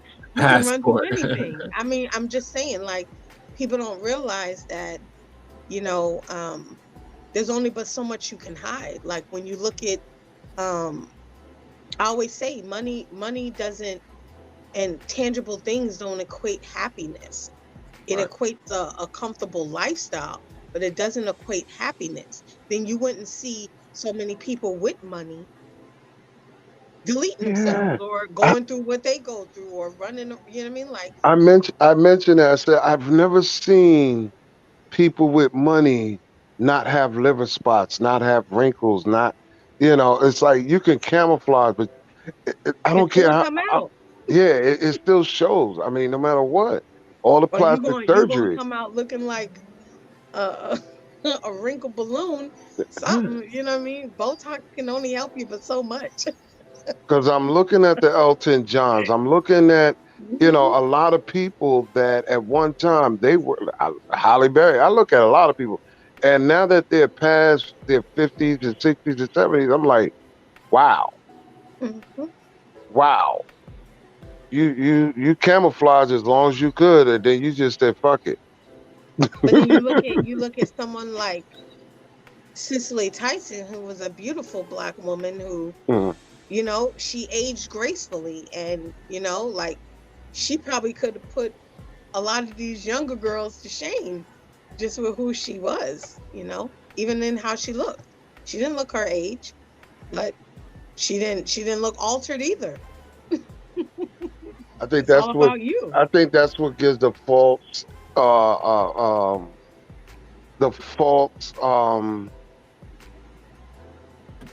it gives the false sense of reality when a woman is saying, well, look at her, she da da da da da, and that gives them that extra ego boost or whatever you want to call it, to say, okay, I don't have to get married now while I'm 30s and 40s. I don't have to worry about getting old because I'm gonna look good and this, that, and the third. I'm gonna look like her. 60, 70, I'm gonna look like her. No, you're not. No, you're not. And you're not gonna look like her if you don't have the lifestyle of her. Exactly. It's the lifestyle. It's not. And most of these chicks don't have the lifestyle or the money to keep up with that. Half of these younger people, I'm scared what they gonna have later on in life. The stuff they doing, Tide Pods, all kind of challenges. Like they think they indestructible, and their insides are probably gonna pop on the outside and start eating them from the outside in. Like the way they live. And to keep back with what Okay, guys. I thought that was going to end on its own, but let's get Neek and your thoughts on the video. Are you there, Neek? Nick, you here? Uh-oh. If not, we can get. Oh, Yep. you're there. Yeah. So that was a long segue. But what are your thoughts on the video, Nick? How do you feel about wifey benefits before becoming a wife? Benefits for becoming one. Yeah. Did you see the clip? Sorry. Well, it's a little hard to hear you, by the way. Yeah, I think you're far away. Too far. No, she's tired. Wake up, Dave. Can y'all hear me now? Yes. Hello? Yeah. Yes. You hear us? Oh, yeah, I didn't hear it. I'm sorry, I didn't see it. I just came back. No problem. Okay, well, the video was basically saying, telling women to stop giving their boyfriends wife benefits before that boyfriend makes them their actual wife. So my question to the panel is, do you agree? Do I agree? To some extent, I guess. To some extent, because some men don't even want to consider you unless they see what you can do. So you may have to show them something. Can you do me a favor? Can you start us off by defining what you think wife benefits are? What would you consider wifey benefits? Living together. Sharing bank accounts. Ding, ding, ding. That was it. That's wifely stuff. To me, like, you're not gonna be doing that with just any old random. So that's a couple of them. You think sex is wifely stuff? It's up. When you get married, most of the time sex goes down.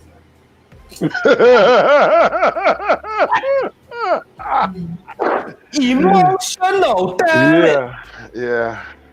Yeah, that honeymoon thing kind of dies off. Damn. Yeah.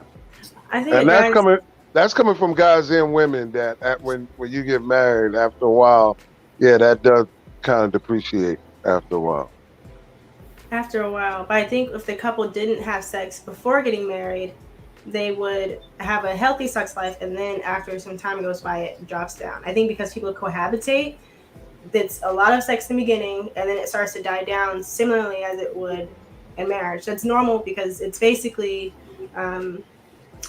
you get used to the person, right? They don't spark that like interest in you anymore, so it's harder to maintain that sexual drive with them. It's normal. It happens to most couples. But I think the issue is because they live together, they are pretending to be married, and they have the same issues as if they were married. But then that creates issues in the marriage where they now correlate being married with the lack of sex, whereas just the fact that you were just Well, the whole purpose of sharing the same space and the lack of privacy, it kind of make you grow up too, because now with all the bills and day-to-day operations, you realize that the sex wasn't the highlight after all. Now you're getting into just getting along with the person's day-to-day, mentality, actions, everything from the toilet seat up to toothbrushes, and you like to keep your socks on the floor, and you're a neat freak and all that. So these are the things that make you grow up, because you get into a routine. And that's why the sex dies out, because you're like, okay, I'm into you, the real you, and not the excitement of you. Because come on, what you got after the sex? Sleep? That's pretty much it. Queen, what are your thoughts? How do you feel about the video, and then how do you define wifey benefits? I don't really think about wifey benefits. I mean, I don't know. I mean, I understand the video, but But I think that you know, it's all about how you're raised, because you're taught directly and indirectly how to be a wife from the women around you from childhood. So I think there are things that are instilled in you without saying, oh, this is what you do as a wife, from what you see, from everything. So, and I think that's part of, I forgot who said it, but that's part of the vetting. You know, I think people just need to be a little more patient. I think everyone's so quick to hook up and name something and be in a relationship without getting to know the person. Not saying that it's going to be perfect, but that's part of you getting to know them. You get to know their family. You get to know where they come from, how their family acts, because this will affect you somehow down the line. You know, like Well, that's what I meant. That it's not. That's why I said it's not about so much getting to know with somebody, because a lot of people got baby mama, baby daddy. It's not knowing the person; it's getting along with them that's breaking up the relationship. So being in that wifey living together space, that allows you to see if you get along with each other. Not about what you know. Getting to know is not the same, because we're constantly evolving. You're not the same person you was last year. So what am I actually getting to know? Well, how can you get along with someone if you don't know them? Oh, we do it every day. There's a lot of people on our jobs. We don't know them, but we get along with them. That's why we work together. But in order to get along with them, you have to have some level of understanding of how they work, how they communicate, because you still have to, like, for example, on my job, we have these things called manager preferences, and certain managers want us to prepare a tax return a certain way. In order for me to have a good relationship with that manager, I have to know their preferences. I need to know what they expect to get from me, right? So how can you get along with someone if you have no idea what their expectations are? Well, that is dependent on the individual's learning capability. If you're keeping it simple, we know not to curse each other out. We know how to say please and thank you. We have, basically all the traits that we was taught, how to say please, thank you, and so forth. So you know what to do and what not to do. If we're keeping it simple, getting along with somebody. Like neighbors in my building, I don't know these motherfuckers, but we get along because you park your car the same spot where I park mine, and we look out for each other. I don't know. I've never been in your house. I don't know you, but we get along with each other, and that's why we can live together. You get what I'm saying? In this building, it has nothing to do with the fact that you've lived here longer than me, or I lived here longer than you, or whatever. It's just a mutual respect that I was taught, they was taught from birth. Mm-hmm. I think that's a slippery slope into, because women are not simple. Most women are actually fairly complex. So I think that kind of gets into the territory of, you should have known this. You should have been able to read my mind. You've been with me long enough. You should have known. That's versus I should have told you so you would know more about me. And I think going into any relationship thinking I have all the building blocks in order to make this successful is how it's going to fail. Well, that's like, let me put it this way. That's like you take a shower and you don't rinse the tub out when you come out. That's like you use the bathroom and you don't flush the toilet. Nobody have to tell you this stuff. You are taught this. You should know this. And it's the same thing that I'm talking about when it comes to men and women relationship. There's certain things you already know. Now, you may differ and say, hey, the way I was raised, I don't flush toilet when I finish using it. I don't rinse out the tub when I finish. Okay, well, that's you. But the majority of most people are taught that. No. But it's not that a majority of people are taught that. Because I spoke to one guy before where, in his family, when you use the bathroom, when you go number 2, when you wipe yourself, you throw that into the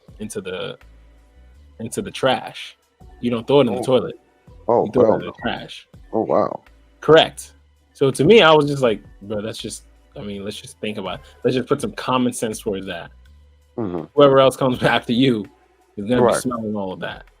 you know, but that's how he learned it. Okay. So it's different if you try to go down the slope of like, there's just things that are common sense. Nah, like there's just different ways that people grew up. I think wanting to understand that and being courteous to understanding that is what will help people get along. Understand that, hey, that's all I'm saying. Just the basic ways of communication. Yeah. That's all I'm talking about. I try not to make things complicated, because when you make things complicated, that's what clouds issues, minds, and how people perceive and all of that. Just keeping it simple, like a cup of tea. You got the cup, you got the boiling water, you got the tea bag. Now, if you want to add anything else, that's okay, but the basic concept of making tea is just those 3 obstacles. That's it. Mm-hmm. And getting to know somebody is like, it's like you trying to get to know your car, man. It's like trying to get to know your children, man. I mean, it's constant evolving. It really is constantly evolving. But the problem, the only issue is, do I get along with them? Do I command their respect? Then that's all that matters. And this is why a lot of kids are different from their parents. But I think what's missed is that if you don't take that time, like I think we're kind of agreeing, but then it's just that getting to know each other part that I can't quite grasp, because it's like, it's simple, but not getting to know the person is like not bringing the cup for the cup of tea. If you have the boiling water, right. you have I'm the not. bag. Trust me, I'm not dismissing not get to know a person. Let me make sure I clarify. I'm not dismissing not getting to know their likes, dislikes, and their habits. I'm not dismissing that. What I'm saying is my focus more is about getting along with you than me trying to get to know you. I think getting to know them comes first. That's the priority, because when you get to know them, then you understand how to get along with them, right? If you know, okay, if I yell at this person, they're just going to shut down. So I need to work on how I communicate. If you don't know how they're going to react to your tone, you're going to keep yelling at them and think, oh, but they should just get it, right? Or you're just not going to talk to them at all, because you're like, okay, I just want to get along. I just want to keep the peace. I'm just not going to say anything at all. And you never actually have a full conversation. So I think your mentality is the mentality that people had that's getting them divorced. Because then they evolve after 7, 8, 9, 10 years, which is when most divorces happen. And they always say things like, I don't feel like you know me anymore. I feel like I'm changing. Because you're constantly evolving. That's because they spent too much time just getting along and just trying to make it through, instead of understanding that there was someone there that they had to learn about and study and accept as almost a new person. Yeah. So is that why you have a lot of single mothers? Because it's not that they didn't get along with their baby daddy. They found out after they had the child that this guy wasn't good for them. They didn't work out because they didn't know who they were sleeping with. True. They got along just fine. They got along in bed. You want to get on top, or you want me on top? They're getting along just fine. Oh my God! I forgot about that. Sound effect. Or they felt like they could change them. Exactly. That's what I was going. Yeah, I would. Yeah. The challenge of I can make. Yeah. Yeah, no, but like that speaks to Chris's point. They never actually learned who that actual person was, and what you're saying, Carl, is a lot of faking pleasantries, which is what you do at work. Yeah. You hate that person's guts, but hey, how you doing? Yeah, you can't. But you can't have a happy Thanksgiving. Yeah. And then you come to work Monday morning and find out he's a serial killer. I always knew you were psycho, but I wasn't gonna say that at work. Yeah, David's been here for 8 years. I've never seen it. Oh wow. Listen, man. But I only say that because of my dad, because there was a moment where he's been stopped drinking, and one of his best friends for the longest came over to the crib and brought him a bottle. And it was awkward because his best friend didn't know, I stopped drinking years ago, bro. But it was what would you call his favorite bottle at the time when he used to drink. Mm-hmm. You get what I'm saying? So you know him, but you don't know the new him. You know what I'm saying? But they got along for 30, 40 years until my dad died, you know? But that's where I got that part of that from, of how many people that I've met, came across, worked with, and all of that. And none of them know me, but they work with me. They work for me. You know, I'm associated with, but they don't know me because they've never been to my house. They've never been in my immediate space like that. But that's speaking exactly to Chris's point too. Okay. Like it takes a lot to get to know a person. It takes a lot of forgiving and understanding. No, it takes a lot for people to know themselves. What the fuck? And Yeah, that's why I'm partial to what Chris is saying, because that came to my mind. People don't even know themselves. Yeah, most people don't know themselves. So I that give you that. falls on the person marrying them. You know, if you're going to marry somebody that is lacking that much in self-reflection, what does that say about you? Oh Lord, that's dangerous, Santa. Yeah. Mm. But we are running out of time. Do you have a video that I want to get to? So do you think we have time for the YouTube video, Clement? Oh, yeah. Listen, you're running the show. You're the captain. Did you want to say something, Queen? I think your mic went off or went on. No, I'm good. No. Okay. All right. Are you okay on this topic? Yeah, I'm good. I just want to make one little notation. Mm-hmm. Is it me or Clement background change and he grew more beard? I tweezed my eyebrows. That's what you're probably noticing. Okay, because you gave me Teddy Pendergrass vibes over there, and I'm like, what the hell's going on? Yeah. With y'all.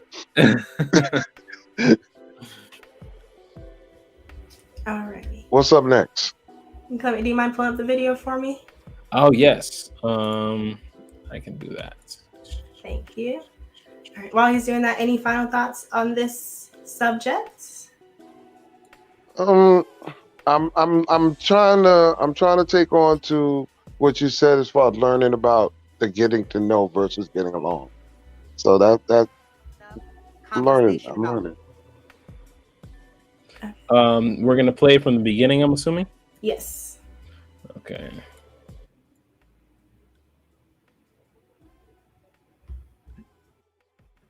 That conflict resolution in order to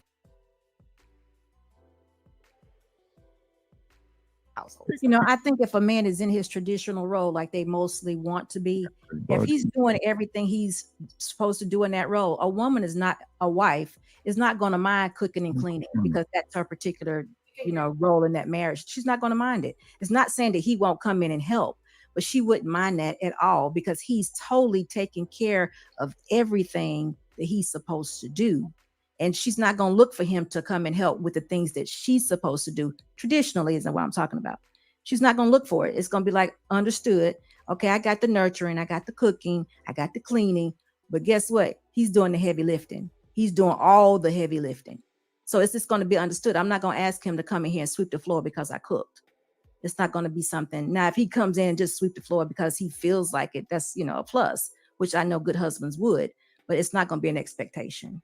But that's where we have to redefine traditional, like B. Taylor was saying, because like the households that are like that, I don't know what the statistics are, but if I had to guess, it's less than 20% of America. Most marriages and most households, both people are working. And there's this polarizing place where it's like you're free and you don't have a man, you don't need a man, or you're a wife and he does everything and you cook and clean, when there's not enough conversation about how we manage. The both of us go outside and work. The both of us have to help with these kids. The both of us have seasons in which we're able to do certain things because we both have to contribute here. And so there's not enough conversation about that conflict resolution in order to work through that, when that is how most people are living. All people are hearing is one of the polarizing sides, and they have a warped sense of view on what it's supposed to look like. You don't redefine the traditional. You're supposed to be within that plan. See, what happens is the woman's the one mostly that wants to redefine the traditional. I'm not saying don't work, but whatever your husband has his plan for you to work in that traditional lineup or in that traditional order is what you do. It don't supersede that. You don't have to have that corporate job. You How know, many men are actually able to do that and provide I a know a job, lot of a men. working job I know for a their lot of wives? Because men. statistically speaking, a lot of households right now, I know a the lot of men I who think the medium income for in America right now is 65,000. I was given those stats but see not the too thing long is, ago, and I think a lot of people need two incomes to provide for their household. So if the woman is working and the man is working, you can't sit here and tout and say, "Oh, I want traditional," but you're not providing any. You need your wife to work. You need your wife to work to pay those bills. So no, how are you going to want her absolutely you to do don't. it in a Because if your traditional role? husband, if you married a man that has average income and he can only afford a 1-bedroom house, that's where you live until he gets to the point where he can afford a 2-bedroom house. If that's not the man for you, then you A don't lot of marry men are that. not wanting So that if I'm either. already working, Okay, No, you no, don't no. have it here for Hold on, now. hold on. Because a lot of I'm men, supposed to stop a lot working. of men who don't want that either. They don't want to live in a 1-bedroom house. Okay, well We then can they pause don't it. want You know what traditional. Clement, they can you? Okay. All right. Thoughts. Let's start with Clement. There was so much in that. I can't. My heart.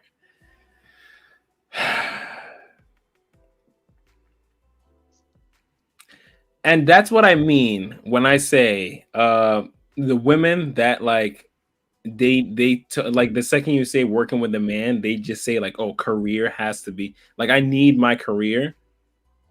Like the simple idea, the fact that she said, okay, if a man can only afford a 1-bedroom, then you guys live in that 1-bedroom, and you saw how all of them just bucked up against that. Like, whoa, like I can't. Are you kidding me? What, am I not supposed to work? Like all of them instantly bucked up against that instead of saying, okay, how can I actually make that work? How can I make it work with that man? Like I don't need that 3-bedroom that literally costs every dime that I make. Like I think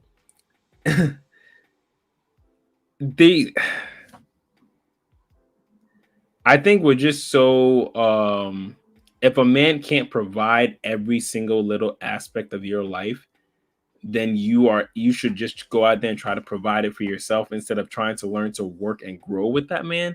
I think that's the kind of lifestyle that a lot of these women look for now. If he doesn't provide 100%, then I'll just do it for myself. If it has to be his 50 and my 50, then I'm better off with just my 50 by myself. And it's I don't know. I understand what Security Boss was saying, and I wholeheartedly agree with that. I think a lot of women would be surprised at how happy they would be if they actually tried to work with a man within those confines. Hey, if this is what he's able to make, then let my money be extra, and let's use my money to elevate us to the next plane. They've been watching too much Beyonce. I'm gonna tell you like this, bro. They are more concerned with what they want than what they need. That 1-bedroom is what you need, but your want, you want to be up there. See, this is what I look at when women talk about marriage and relationship. They're coming with that damn expectation. Oh, he's gonna do this, that, and the third. Get my hair and nails done. I'm gonna this fantasy, the expectation, fantasy. He's gonna take care of my hair and nails, my clothing, my shopping, and all of this. And I'm gonna live in a 2-bedroom house, 3-bedroom house. And we both gonna have cars, and they both better be 2022. This is all going in her mind just because she got pussy. Yo, We're not earning nothing. I'm just baffled by it. Like the simple the fact that she even uttered that, hey, work with the man within his confines, to them was almost like, how dare you say that I can't do it? I was gonna go after the tradition about cooking, because I don't see women cooking 3 times a day no more. You can't ask a woman to cook. I see women microwave, but I don't see them cooking. I don't know how you gonna keep a man for no 10, 20 years microwaving shit. How about you? What are your thoughts, Queen?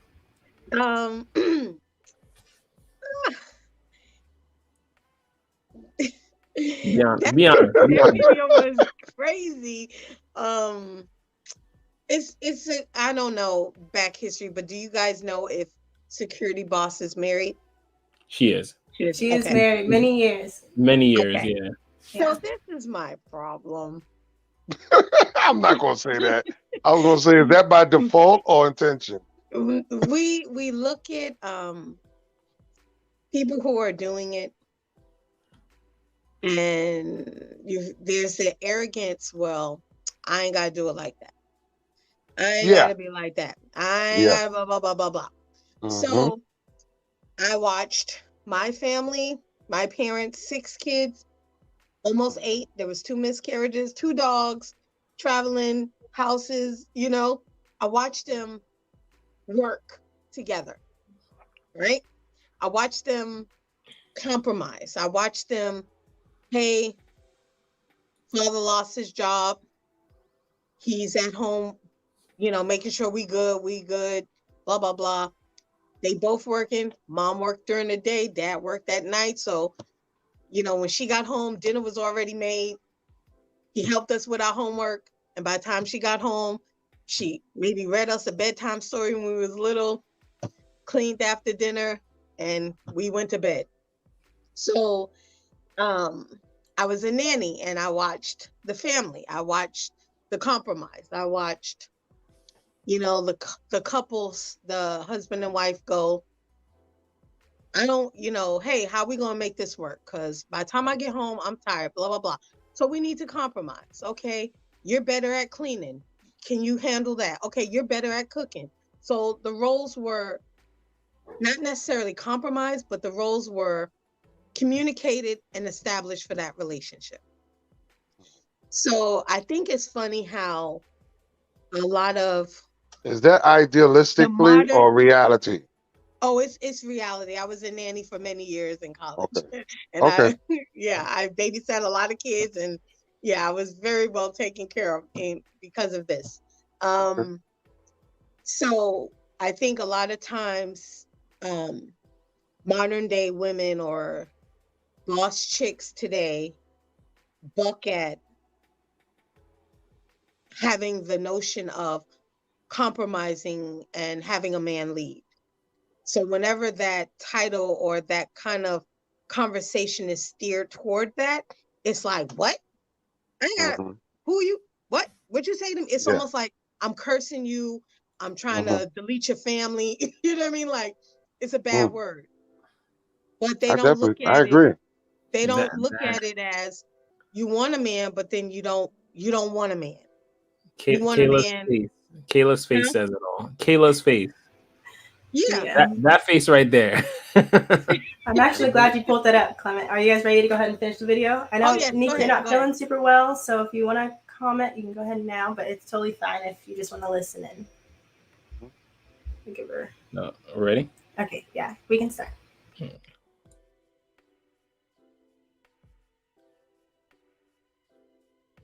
in this amount and I bring in this amount, we could live somewhere decent and not have to worry about our car being broken into. We don't have to worry about security. We can come home. Your place of home is where your peace is supposed to be. So when you're out there fighting the world and you come drop your bags at the door, your home is supposed to feel like home. That's your safety place. And ideally, as that sound, men, if they know that woman is bringing in a certain amount of income, they're going to be like, okay, with my income and your income, we could live here instead of just my income by itself. But that's not Especially if traditional. you have skills where you If can earn. If your husband is requiring you to bring in a certain amount of income in order for you all to live, that is no longer traditional. He has now created a partnership within marriage, which some people live in. It is quite all right, but that's not traditional. We shouldn't use the word traditional I for didn't say that. traditional. No, I said that a lot of... Okay. No, I'm just saying we shouldn't use traditional for that. That is what you call a partnership. Yeah. And that's what men are complaining about. That's what men are saying, that women are out of their role, because in that you now have a larger voice and you want to say what happens when my money is doing this. Now, if you did that and you came home and put all the money in one pot, maybe he could work well with it. But if you're calling the shots over the money that you're making, that is truly a partnership. It is not a traditional marriage. And most men, when I hear them speak, they want more of a traditional marriage. But again, they can't you would afford have it. to live in his community. They can't not afford it. They want I think they want a traditional marriage, but women don't want to stick with the lifestyle that can be provided with that specific budget. That's different. It sounds like what I'm hearing. Let's not promote poverty. It sounds like they're saying men want traditional, but they can't take care of the full bill. So they want women to be in line traditionally, but women are saying this is a partnership. So we're no longer traditional. So if we're 50-50, why you can't take out the trash too? Why you can't wash the dishes, wash my clothes? Wow. Wow. Yeah. Wow. You sure any of them is married? Or they just by default? I think boss. I don't think the other one. Boss is married. The person at the far right corner above security boss, I think she's married, and I actually think the one in the middle was married. I got to see their husband. Taylor's married. I'm not saying that confidently. Yeah, I was about to say. I think possibly. I believe 3 of them on that panel were married. I'm only chipping at it because I know when I've been on other lives and such, I hear people, "Oh, I'm married," and I'm like, "Oh, okay." So you found somebody to put up with your bullshit, and then you look at the person they married to, and you pay attention to them, and you be like, "Yeah, now I see how you linked up with that," because it wasn't a marriage. It's more like you just, like I said, you just found somebody that put up with your bullshit. You found some weak person or somebody that, it's like being married to a 70-year-old woman. I gotta watch that whole thing. I need to find that whole thing because I'm just kidding. Because what security boss was saying, I thought made perfect sense. I think most guys would say it makes perfect sense, but I think these women want a certain lifestyle. So they don't. Fabulous came to my mind. Like they want the lifestyle so bad that they're like, okay, we have to be combining our incomes to be living this kind of life. Like I want to be able to walk out on my balcony and see the palm trees. I feel insulted that they trying to make it seem bad mouthing the men by saying, "Oh, they can't afford it." Why should they have to afford? You want something beyond your means. That's an insult to me. Come on, ghetto fabulous. That's why I said this whole shit that people on like in Atlanta, I can't get with it because how can you be so much into image?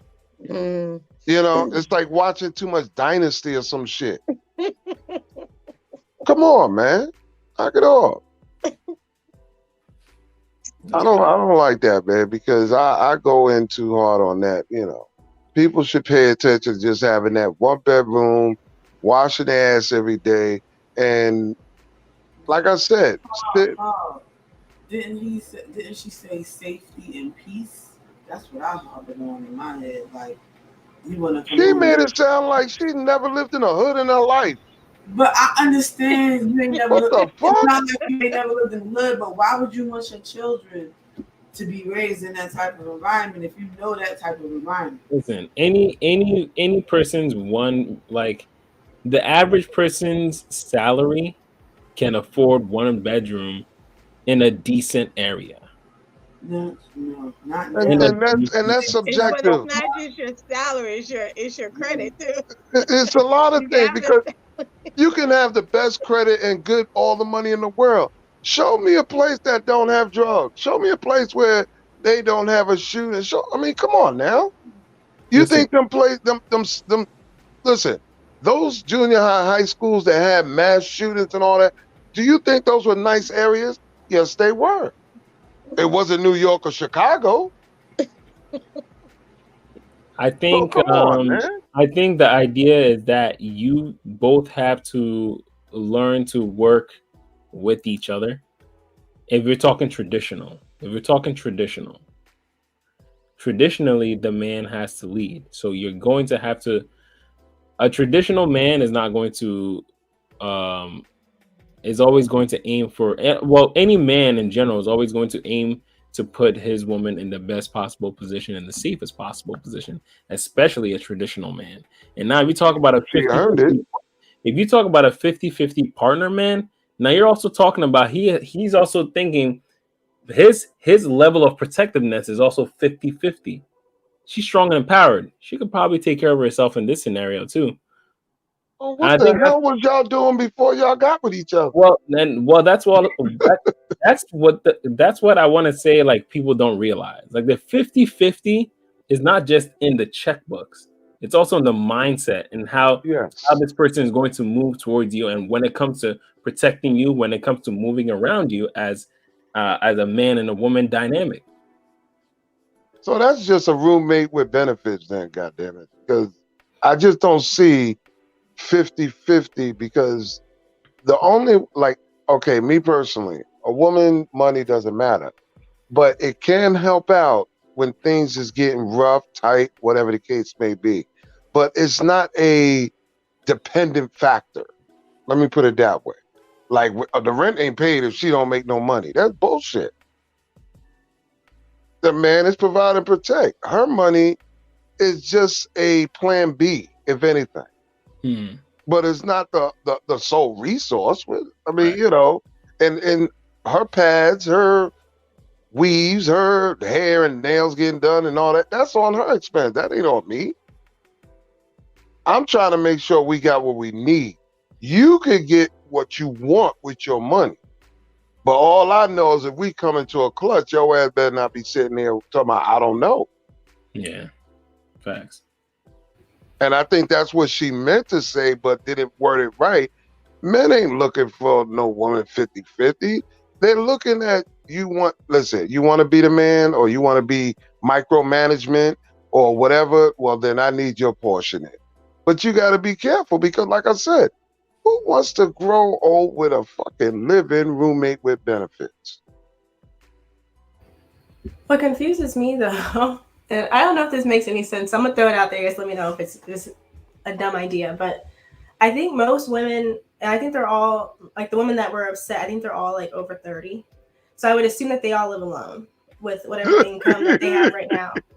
So it's like, if you can afford your lifestyle that's not in the hood by yourself, why do you assume that the man that you end up with can't afford a safe lifestyle too? Like, why is it I live this lavish life, I travel, I do all this stuff, but once I go under his covering, all of a sudden we're in the hood. We're in the ghetto slum. You know what I mean? Like, you're one person creating this life for yourself. They probably live in a studio. I could definitely answer that. They spent the last 10, 20. Correct. Remember, they spent their life from home to street niggas to whatever.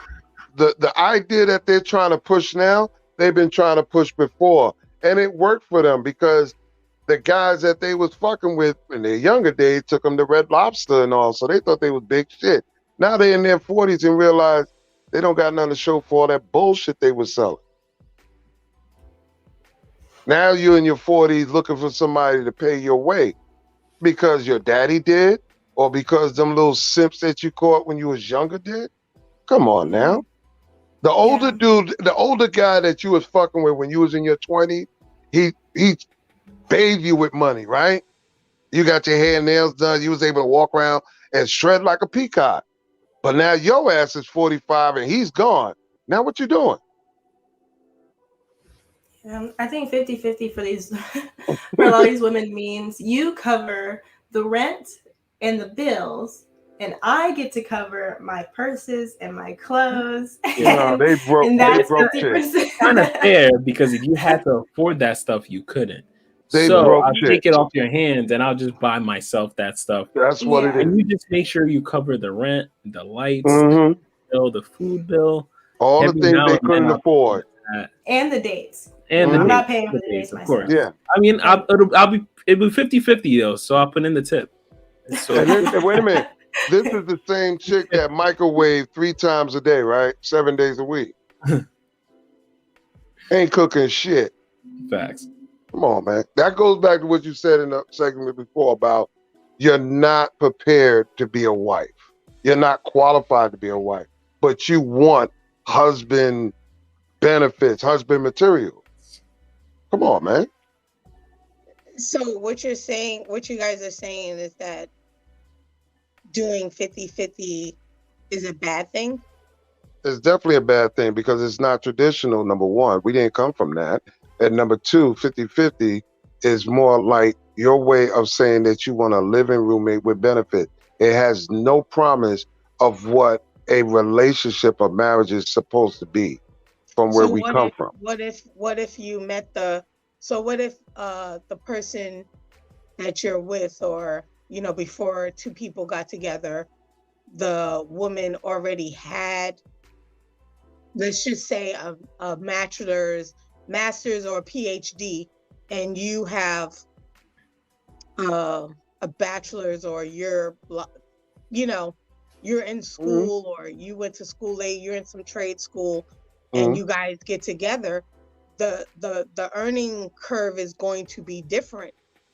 So I want to say a 50-50 versus traditional. It all comes down to a mindset. Okay. And how you guys are actually going to separate the things. I'm not saying that you guys can't, it's all about how you're going to delegate who takes on what. The man is usually going to be taking on the lion's share of most finances when it comes to traditional. It's a robbery. And even 50-50. in this day age where there has to be a 2-income household. Even in this day and age. So the lion's share can still be, 55-45, right? Is that right? Is that right, Chris? 55-45? Okay. I don't math too well. But that's still the lion's share. Listen, a man's job is to take as much stress off the woman as possible. Women don't handle stress the same way men do. But that is bringing on stress. If you're telling the woman that is sleeping with you, that's giving you the pussy, hey, babe, it's almost that time of the month. You better come up with your 35-40%. Both of you, okay, so when I'm talking about traditional, these are all under the pretense that you guys are aiming towards marriage. So at this point in time, if you're living together, marriage has already been established. So you sure? If we're talking traditional, in traditional. If we're talking traditional, traditionally, okay. If we're talking traditional, yeah. That's what I'm saying. I'm just gonna go off the idea of traditional. We're talking a 50-50 in this day and age.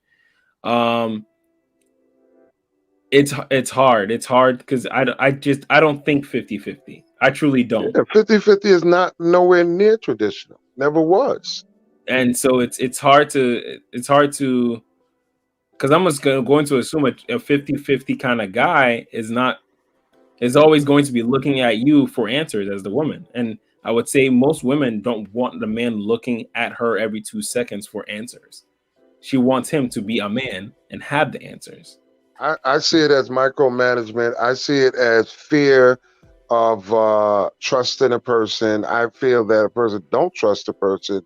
And this is more about convenience than anything. If you take away the money aspect of it for 1 second, I'm going from the mental aspect. How does a child, let's put it this way. When I ask women, would you tell your son to get in a relationship with a woman and go 50-50? Would you tell your daughter the same thing? Already, you see the bias. You can't tell a 17-year-old young lady, yeah, if you get a boyfriend, y'all gotta go 50-50. What? But with a son, oh nah, you better save your coins, bro, because she ain't the first, she ain't the last. I mean, come on, it's bias. I don't think so. I think bad is not the right term to use. I think it's just not traditional, and I think what ends up happening is a lot of couples think that 50-50 or whoever makes the most gets to pay the most of the bills. When they decide on that, even though it sounds logical, it ends up in the long term resulting in a very unstable marriage. Like, I think if the woman's going to be dependent on for a majority of the bills, it has to be temporary, right? So it's like he's in school right now, but when he's done, the plan is for him to then, once he gets his job, to take over the household again. And I think that goes back into that traditional, where it's That's a red flag right there, because like I said before, if you're not prepared to be a husband, and that's what get under my skin. If you're not prepared to be a husband, why? No, excuses again. I am not going to propose to you if I'm still trying to get myself together, if I'm still trying to get my degree. Listen, when you are, how can I put it? And you've been on jobs like this job requires a master's. You have a GED, congratulations. But when you get your master's, then come back and get the job. I'm not giving you no on-the-job training, internship, paying you while you working on getting it. It's not getting us nowhere that way, man. Not in the relationship sense. Because now, why should I have to work harder? You took me when I was trying to get myself together. Why should I have to get myself together? Look what you've been doing for the last 5 years, 10 years. Let me live off you. I didn't say start like that. I think you should marry a provider. But I think if, let's say the market changes, he's been working in oil and he wants to get into electric cars and he has to make that shift and it's going to take some time. Yeah, he should finish and then come and look for a relationship. But you married him when he was doing well. There was a market shift. He got laid off. He's going to enter into this new market. How is he going to foresee 10 years ago that he was going to get laid off from his job and wouldn't have income for 2 years? You can't foresee that. I thought men were always, like I said, the provider protector, but they also provide contingencies, because I came from an era where men cannot fail. So then at no point in time can you be down on your luck as a man. Men cannot fail, because listen, I'm gonna tell you again. I grew up from my grandmother to now. Men could not fail because they were the ones that made the foundation. The woman, my grandmother, were maintaining the foundation. Brother, if you don't make the money to make sure that roof is secure, what is she maintaining? A leaky house? A cold house? I think men cannot fail as in the. Sorry, go ahead. No, I was gonna say also the stress of that too. In this day and age, it's different. Like, we can't compare what our grandparents or great grandparents did to what we do today. We live in a different society.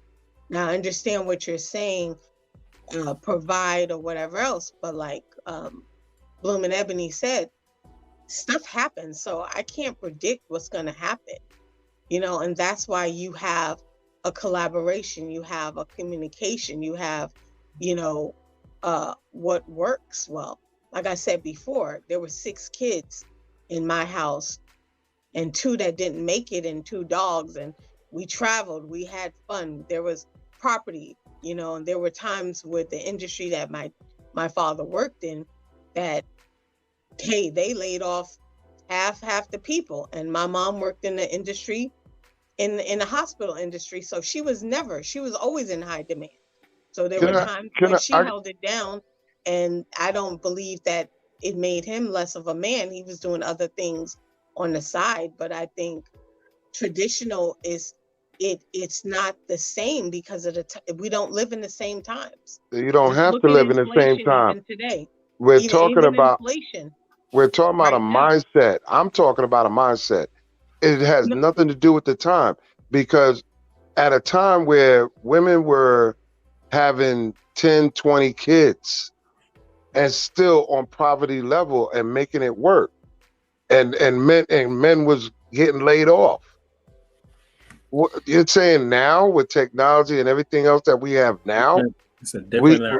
Come on, man. It's too, I think this is my point. Inflation the cost of living is very different. Correct. You could have bought a house for $2,000. You can't even, some places you can't even pay rent for that. You can't even buy. The point I'm making is the mindset. Gas is $7. I get that.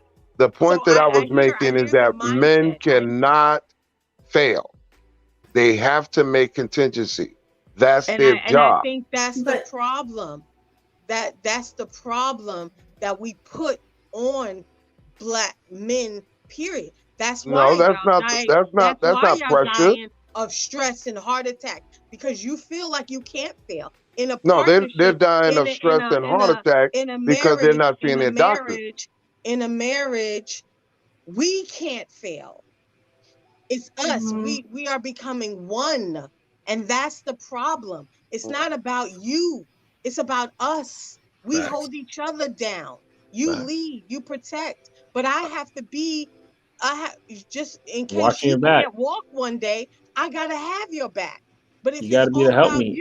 The woman being a helpmate, I agree. The woman's helpmate, I agree.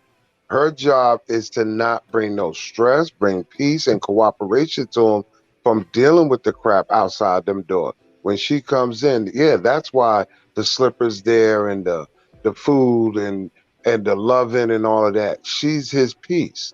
But when he walks out that door, he has to make sure he doesn't come back empty-handed. And there has to be contingency. Let me tell you something.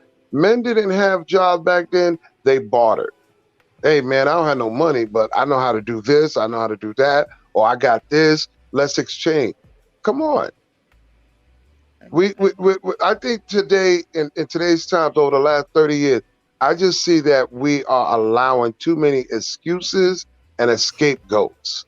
Because like I said, when the pressure's on, like what Chris was saying earlier about getting to know somebody and all, man, you got to hit rock bottom before you realize who you're really dealing with. Not when things is all fine and happy and we got the house, the cars, and the money. What happens if all of this is gone? Can we survive? Can you survive? Yeah, but and I mean, that's something we don't examine. You're saying that as the man, if at any point in time any of that happens, you have failed as a man. Yeah, exactly. You cannot fail. You cannot fail. What happens if something happens to you and you're the one who's doing all of this? What's going to happen to the woman? This is the point why when men died, they had life insurance, they had wills, they had things provided for their family. Them for life, though. Not for life, but they. Even if it did, though, even if it did sustain them for life, they didn't marry you so you can die one day and then get your life insurance. They married you so they could be married to you for as long as possible. And if me going to work for 6 months to 2 years is going to give me 10, 15 extra years with my husband so he's not stressed while bartering for all this time, I'm going to do it. And I think that's the difference. I'm not working 3 jobs. Back in the day, those women had to work 3, 4 jobs to make ends meet when their husbands were drinking too much or couldn't work or got disabled or whatever happened, got laid off. But now I sit at a desk in my office in air conditioning. I can work for 2 years. I can handle it from home, and I think that's the difference. Things have evolved so much. Where it's like, it's stressful. I don't want to have to do it forever, but I will do it for a year. I will do it for 2 years. So you can go back to school and then I can have stability again. Because I'm saying there's nothing more stressful than your husband coming home and you're like, did he make enough today? Was he able to sell that today? Was he able to do this today? Can we cover the bills? If you can just go to school and get financial aid to cover most of it, I have to supplement just a little bit of it. And then you walk out of there with a tech degree or whatever. That is much better than you dying 10 years early and leaving your life insurance. Now you got a debt. Or it's even health conditions, I mean, how many people, deal with situations where a spouse is riddled with a serious health condition. That Carl, I get where you're trying to. So what you gonna do? I don't believe it. I do think the mindset has to be there, but I think when life happens, if you're stuck in a certain mindset, you can't function. You have to be willing to be pliable. You have to be movable. So you can't be so restricted and so to the point where everything is compartmentalized. That's not reality. You know what winds up happening is that certain young men are going to see what you're saying right now, and they're going to say, you know what? I don't have to work as hard because she's willing to do this, that, and the third. Didn't say that. But this is the mirror. This is the mirror that the guys are walking past and saying, "Damn, I don't have to work harder. I can work smarter." No, that's not true. This happened in my own family. Like, I see it. I have two sisters that are stay-at-home wives, and their husbands took time to figure out what they wanted to do, and now they're doing super well. Yes, again. Exactly. Y'all do realize people get comfortable real quick, men and women. For me personally, like the whole idea, like I'm talking to someone, I'm courting her for marriage, and I spoke to her already and told her, listen, when we start, we're going to get a place that's going to be, we're going to try to live off of just my income. And you're still going to be working, but for the next 3-4 years, we're just going to be just stacking solely your money. And while we're doing that, we're just going to live in one place off of my income so that all your income just can get stacked so that we can make it and move it into an investment property, maybe even 2, just so that we can now supplement her income. So now we just remove her from the workforce and have a housing to supplement our extra income. So now whatever she wants to do, she could do it on the side. And that'll be side. You know what you said to me that I'm translating?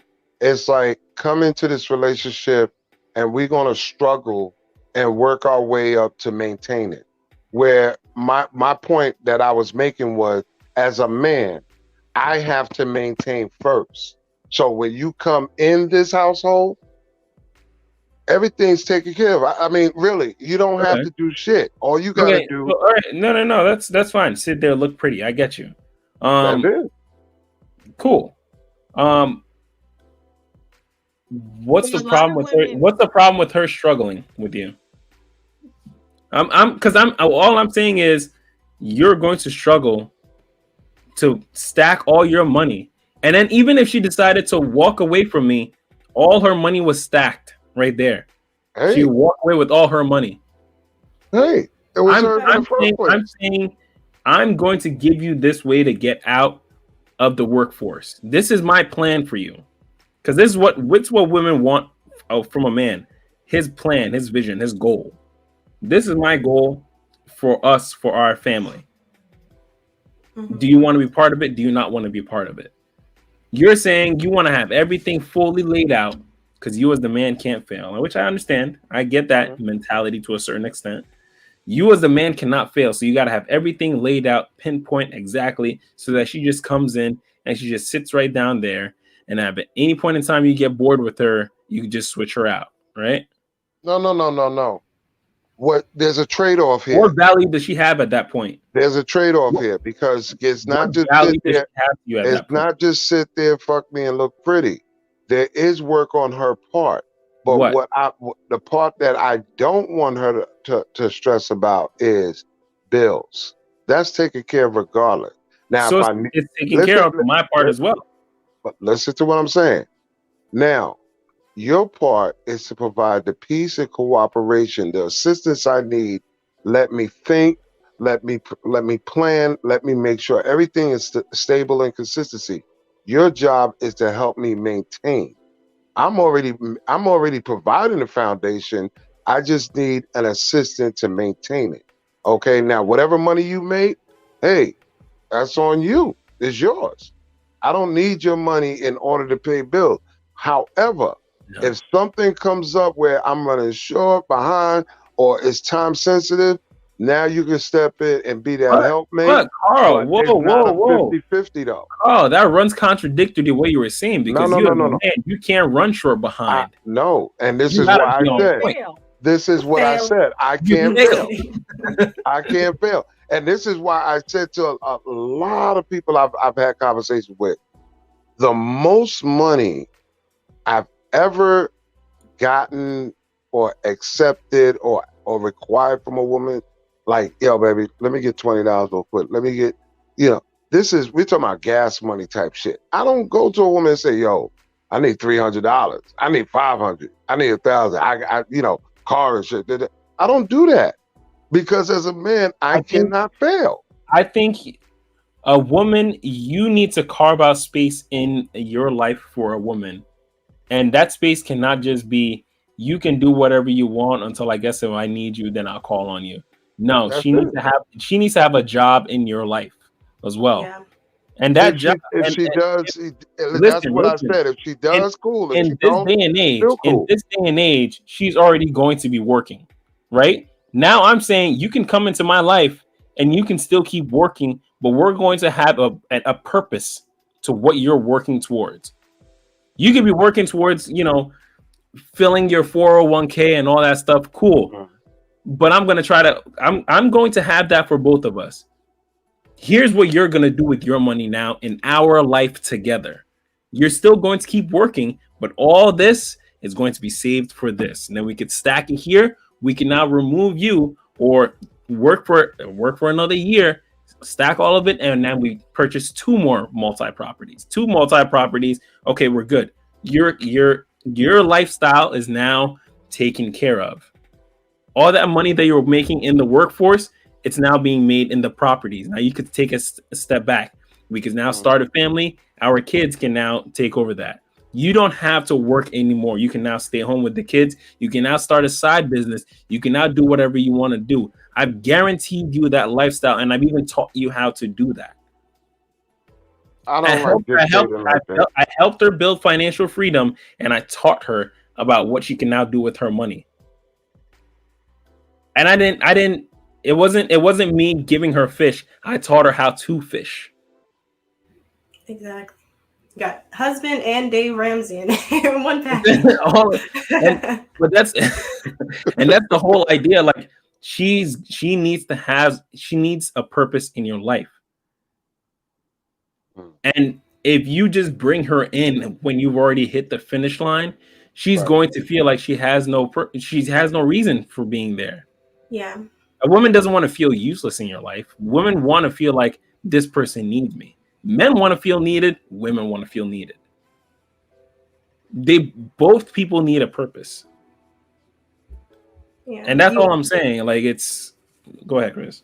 You want to weave your wife into plan A versus making her plan B, right? Like she is 100% in because you're bringing her onto your mission. You're not saying I'm going on this mission and when I need you to help me on my mission, you're there, right? She's right behind you, marching with you. And I think that's kind of like the idea. Like you're leading on this path, but she's there right behind you as you're walking forward. And that's the idea of a traditional marriage. And the way that is structured happens to be you provide simply because you're better at that, right? It's not that you have to, is that men are actually better at providing. They can handle the stress better. They're just better workers in general, right? Women are better at supporting, right? Taking care of the small details in the home so that when he comes back after building, he's able to do that. But this idea that if he can't build for a period of time, that she can't support him in a different way, that means that he failed. That today is not helpful to men. Like male deletion rates are too high for us to still have that mentality. I just say don't take on another help project. That's what I'm saying. Like, stop taking people that are unqualified. If they're not qualified to be in a relationship or a marriage, you shouldn't entertain it because all it does is it's like raising another child. Yeah, I agree. And that was where I was getting at. That I don't think that if a dude is not able to provide for himself on his own and stepping into a relationship with a woman, talking about, I got dreams, I got goals, I'm trying to do this, I'm still going to school, but can you and I still be together, have sex, and this, that, and the third? While I'm in the transition, no, fuck no. Get your shit together, then come back. What's being missed is that this is a couple that's already married. They already have that established. He is the provider and she is the helpmate. and they're 10 years in of him proving that he can provide and her proving that she can be a helpmate, and then Already in the something marriage. happens. Okay. They're already married. This isn't a Okay. trial period. This isn't my Yeah. friend Okay. who we're trying to make it work out with. They're already married. I think that's where the disconnect is. And if you're in a trial period, that's where we're messing up in this society. Is I think there shouldn't be sex in a trial period, as well as that man should have tangible plans to how he's going to structure you into his life and how he's possibly going to remove you from the workforce. I'm trying to figure out, Clem, why are you trying to turn men into monks? Before you answer that, Clement, I want to add, I think no sex nor cohabitation, even though they kind of go hand in hand. Yeah. But I think those two. No sex, no cohabitation. Playhouse. No sex until when? No playing marriage. Marriage. I ain't with that shit. Hell no. What? I mean, yeah, because men benefit. Women deciding to sleep around has benefited men. I'm going to stand big on that one. on behalf of certain women. I don't recommend that for women. I don't recommend that for men. I'm gonna tell you why. This y'all talking about today's time. Okay. One, tell me how it benefits the women though. well, at least she knows what she's getting before she gets caught up into it. Because let me tell you something, ain't nothing worse than marrying a guy that is too small or erectile dysfunction at 30. Mm-hmm. So how many she's gonna have to go through to figure that out? As many as it takes, right? As many as it takes. So now when you've hit 50, 60, 70, and you finally get your husband, what are you gonna tell him? Whew. I can't tell you how many I had to hop on top of before I got to you. But don't worry. I learned a lot from all those guys, so I brought it all to you. And I'm gonna show you some. I'm gonna blow your mind. Idealistically, every man's dream, right? I'm gonna tell you, reality and idealistically, you're not gonna find no virgins at 18, 19 and get married and grow old together. Okay, the average person already lost their virginity way before their 20s. So come on, realistically, that's we're not counting bodies. We're not doing that. What we're doing is just saying, hey, if I get with a woman, I want to make sure that's a woman and not a man. I want to make sure she pleases me and so forth. And just like everything else, it's an audition, man. This is why I say that's such a that's the problem. It's an audition, not an auction. Like you're saying, oh, I gotta make sure she pleases me. Yeah, she can please you all she wants and not know how to cook a damn meal. She can be the worst possible mother, but she can please you real well. So look at it vice versa. She's a hell of a mother and she could cook her ass off, but in the bedroom she's whack. Come on now. You can't teach her? Aren't you supposed to be a leader, the man? You could teach, but some people learning capacity, some people restrictions. I mean, come on, man.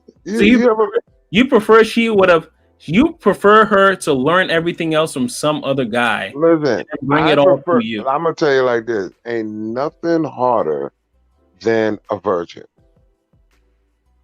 Nothing harder than a virgin. Teaching a virgin, you got to have a hell of a lot of patience. Yeah, and I think a lot of people in this generation are just too lazy to actually. It's not. Yeah, that's the problem. When you get 40 and up, you don't have the patience to teach nothing. At 40 and up, you're tired. You got to come prepared. You're supposed to be married before then. You're tired. You don't want to deal with anything. So especially I mean, if you was married before. I get it to a certain. You're tired. Yeah, listen, I get it to a certain point. You were. Sorry, go ahead, Queen. No, I'm saying you're tired. You can't lead. You can't teach. You know. Yeah, you don't want to. I mean, that's the too much thing. energy. That's the problem. Nobody's willing to put in the work, and everybody wants it cookie cutter, microwave easy, and that's the problem. No, it's not put in the work. It's just that you just want to run through women like they're the Holland Tunnel. And just put your token in, and it's all good. No, it's not all good. Keep your legs closed, please. Please, because they just think you a Holland Tunnel, the Bay Bridge, whatever, whatever bridge, Mississippi River, and they just gonna run through you like you ain't nothing. And that's the problem. That's the problem. Not when you're investing. problem. Not when you're investing. When you're looking for Mm-mm. a relationship with one person to settle down with. You can invest in a relationship without running through them. Facts. But who said running through them? You said you're trying to figure out whether she's good in bed. So that means you're running No, through I'm not trying to figure out she's good. I said if she is gonna please me. Let me tell you something. I'm not marrying a woman whose pussy is trash. That's not gonna happen. I'm not marrying a woman that after being in bed with her, it's gonna make me say I wasn't satisfied. I'm not doing that. Well, hey. So you're cool. Just like women. Women ain't going back to a guy with a small I am dick. genuinely curious. There is no way to teach this person then. Listen, No way to have a conversation. You know what? Your pH smells a little off. That's it. I mean, I don't understand. Like, I'm lost now because the idea that you can't teach someone is just kind of foreign in my eyes. Like I said, 40 and up. Teach what? Well, that's why you just gotta, line You them had up and just you had run from through them 20 like to target 40 to practice. learn. So why? I'm saying from 20 to 40, you had all that time to learn. Target practice. That's what we doing these days. That's all. Why it you is. got to be taught after 40? Why do anybody have to teach after 40? By 40, you should already know. Come on. Well, maybe that person didn't have a lot of bodies, so they don't know. There's just too much. Y'all too want much, a small body count. That's what some men say they value. There's just they too value much small body damage. count. There's just too much Yeah, damage it that a is. woman is gonna go through by running through all those men. Please, To this is gain my all that last experience thing. that you want. Keep your legs closed. Please shut down the bridge. No more entry to the tunnel. You know, y'all gonna shut down spring break single-handedly fucking around with Clement. Because if all them chicks keep their legs closed, motherfuckers ain't going to spring break no more. Please, dear Lord, Bring back marriages. Oh, I'm so sorry. But what's insane Bring to back me- some values to this society, to this damn society. Does Oh, a lot more we damage can't than do just that. running through tunnels. Okay, there's a lot of traumatic things that happen during spring break because people don't get told no, and they think they can just run through. No, I get it. I get it. Please I shut down definitely get it. spring break. I Shut get it it. down, Clement. I just think it's I'll insane, help like you. the picking and choosing. Like I feel like there's enough data that discusses the more men a woman has slept with, the less likely her marriage is to work. Yep. Like, and it's just crazy because there's like we want a traditional woman, we want a helpmate, we want it to look like the marriage is in the 50s, but then she has to know how to sleep with us and please Mhm. us.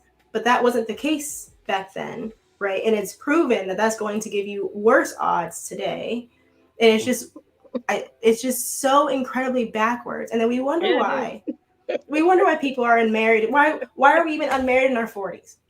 Yeah, how did that happen? You know Where what did I that mean? come from? And it's like I understand people get divorced, but it's like why are we waiting that long to even get married? Why are women not getting married and having kids till 42? Why are men not getting married until 48? But they got three kids. They by all want a these thought people. that don't work.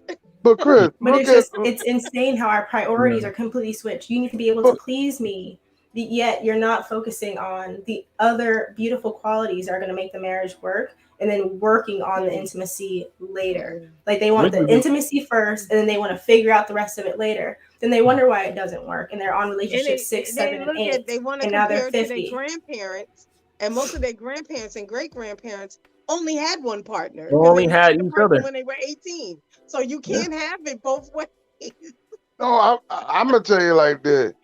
I remember when Steve Harvey came out and started pushing his 90-day rule, and a lot of females was clapping back, saying, "Yeah, okay, we're gonna try that." I just saw an increase of single baby mamas since then. Well, I don't think they were implementing the 90-day rule. I think it was 90-day rule. A lot of women was trying out that 90-day rule crap, and Well, it still backfired on them. Here's why it's going to be crap. If you haven't done any kind of work on yourself as a woman, and you're just going to say, okay, for 90 days, I'm just not going to sleep with anyone. Go a year, go 2 years. Oh, they run around here now. That's where the real test actually needs to start. Because most women nowadays, they only start doing things like that after they've racked up well over like 30, 40 bodies, and then they're like, wait a minute, I kind of need to start valuing myself now before I turn 22. Clement, actually, it's the opposite, Clement. Most of the women that sit here and say they haven't had sex in 5 years, 10 years, whatever, normally it's easy to identify as being the ones with the whack sex. To be honest, those are the women that men are running away from, because obviously you're not capable in all aspects. You know, you may be a good person, you may be a good woman, you may be a good cook, you may be even be a good mother, all of that. Money, education, whatever. But in the bedroom, you don't ring no bells. You make men go out and cheat. Listen, or maybe biblically, it says. Go ahead. I'm sorry. Biblically, is a man would rather be stuck in the desert than to be in the house with a quarrelsome woman. And then there's another verse, okay? Because it's not enough of that. It just says that. Another verse that says a man would rather be at the corner of a roof than to be in a house with a quarrelsome wife. Never said anything about bomb pussy. All right? That's not what it said. It said a quarrelsome woman. That's what matters most. Men just want peace and someone that's pleasant to be around. Yes. So you want to quote that, Clement? I mean, you might have to restructure the Bible. No, I'm saying, right? Quote Proverbs 31, and a woman of noble character, what did she do? She went out early. She sold goods. She did what she needed to do. A virtuous woman. Still took care of the Yes. man. And that's what the women who have the Bible as their standard, that's what they value. Correct. So it's not so much as about a woman can't work, a woman can't do this. A woman can do those things, and she's applauded, but she also comes home and takes care of her man as well. Correct. Yeah, I think the point is, sorry, Queen. Men don't have to do it all. That's the problem. We don't need you to do it all. We don't want you to do it all, because we're your helpers. Correct. We're your helpmeets. That means we're here to assist you. You don't need to take care of it all. You don't need to carry the world on your shoulders, especially in this day and age, with just being a black man entails. We don't want you to carry it all. I just say that the black men should make sure and cannot fail at making sure all the needs are met. The woman can deal with the wants, but our job, we cannot fail, is to make sure the needs are taken care of. And the needs is not a 3-bedroom house. It's providing home, it's providing electricity, heat, air conditioning, and transportation. That's our job, and food. We have to provide everything to make things comfortable, livable, not struggling. I didn't say we sit around with mayonnaise sandwiches. I said comfortable, but I didn't say we have to go spend $200 out eating every night either.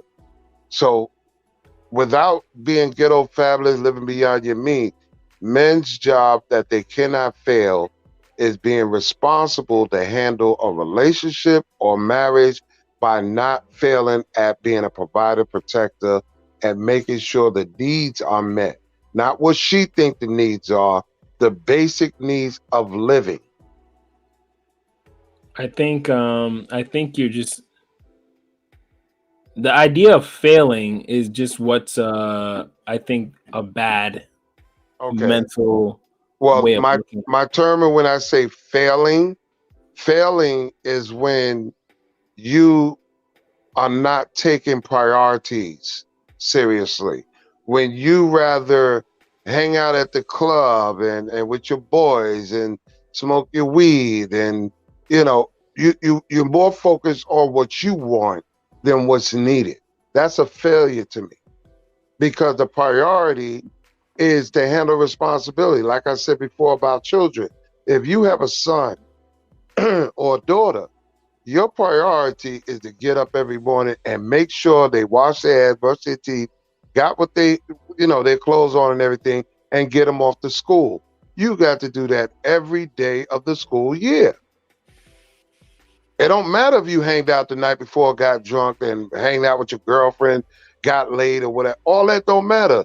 You know, when Monday comes, it's about your son and daughter. The priority of it. You make sure they get home from school. You make sure their homework is done. You make sure they're fed, wash their ass again, and take their ass to sleep. That's your priority. Men's job is just like that. Make sure the priorities are taken care of. Do what you need to do. Do what you have to do, not what you want to do. That comes last. Yeah. And I don't see that. When y'all talk about relationship, I don't see that. This is what I meant about being qualified and being able to be responsible to enter into a relationship or a marriage. You're not responsible, because look at it now. How many people is going out hanging in the club and their fucking cell phone bill is overdue, electric bill is overdue, but you in an Uber? What the fuck? That's a failure to me, because you're not prioritizing. Yeah, I think the issue is that too many men are focused on sex. I think too many men are focused on trying to see if she's I don't think the sex is the highlight of it. I think sex is a part of it, but it's not the highlight to a man, because like I said, I've seen a lot of men starting to learn what I talked about before, dick discipline. They know how to say no to women. They know how to pass. They know how to just say, you know what, this ain't worth it. I don't think the sex is it. We need sex. We're conditioned for it. We're not running around like monks. We want sex. We don't need sex. We want sex. We need it, because let me tell you something. When we get sex, we're relaxed. We're in a different mental space, and our decision making, our attitudes, all of that is different. Very rare do you see a guy just getting out of bed with some good sex, going out there being angry, shooting up a place or whatever the case may be. It doesn't work like that. We're in a different tranquil mind after the sex. That's why most of the time when people have sex, they go to sleep, because they relaxed. Your endorphins are released. That's it. It's the release of testosterone. They have to rebuild their testosterone after. That's it. But the issue is that when men didn't have to earn sex anymore, there was no sense of urgency, which is why marriages don't happen anymore, which is why nuclear families are not prioritized anymore. We don't control access to sex. Women do. Well, yeah. Okay. But either way, sex is a problem. Doesn't matter who's in control of it. No, if we don't have to earn it, that's because who is saying that we don't have to earn it? The men or the women? The women are. All right then. So, we going, like I said before, but some men have dick discipline. That doesn't disregard the fact what Clement was saying. Sex is the problem. People should wait until marriage to have sex. You push back on that because you think that you should learn how this person works before you marry them. Of course. Right? But the issue is no. There should be no sex before marriage. That's so there should be no living together before marriage either. Correct. Yeah, I said that too. I said no cohabitation, because typically when you cohabitate, typically sex is happening too. Very rarely do you see two people living together. That's definitely walking in blind. Hell no. And that's a problem. Ooh. That's a problem. People were getting married at 22, 27 back in the day. I don't know what your sex is like. So then, this person is, you can't get to know someone outside of the bedroom and besides living with them. You can't get to know that person. You're only getting to know the representation. No, you will not. That's why I said earlier, you don't know somebody, even when you're married and living with them. If you're not sleeping with them, if you're not sleeping with someone and you hung out with them for a year without going and living with them, you don't think you're going to learn a lot about them? Hell no. Hell no. That's why I know the difference between knowing somebody and knowing of somebody. It's not the same because, like I said, I don't know where your tickle points are. I don't know how many moles on your body. I don't know what turns you on, what makes you giggle, or what hurts. No, you don't know her body. That's a difference. That's sensuality you're talking about. That requires touching. Come on, man. Just holding hands and a kiss on the cheek is not. Come on. You know damn well you have to feel a person's body because it's 80% mental, 20% physical, but majority of it you have to know their body, how it reacts, what makes it react. 80% mental, 20% physical. Yeah, sex is 80% mental, 20% physical, but you still need to know their body. You get to know it after you marriage.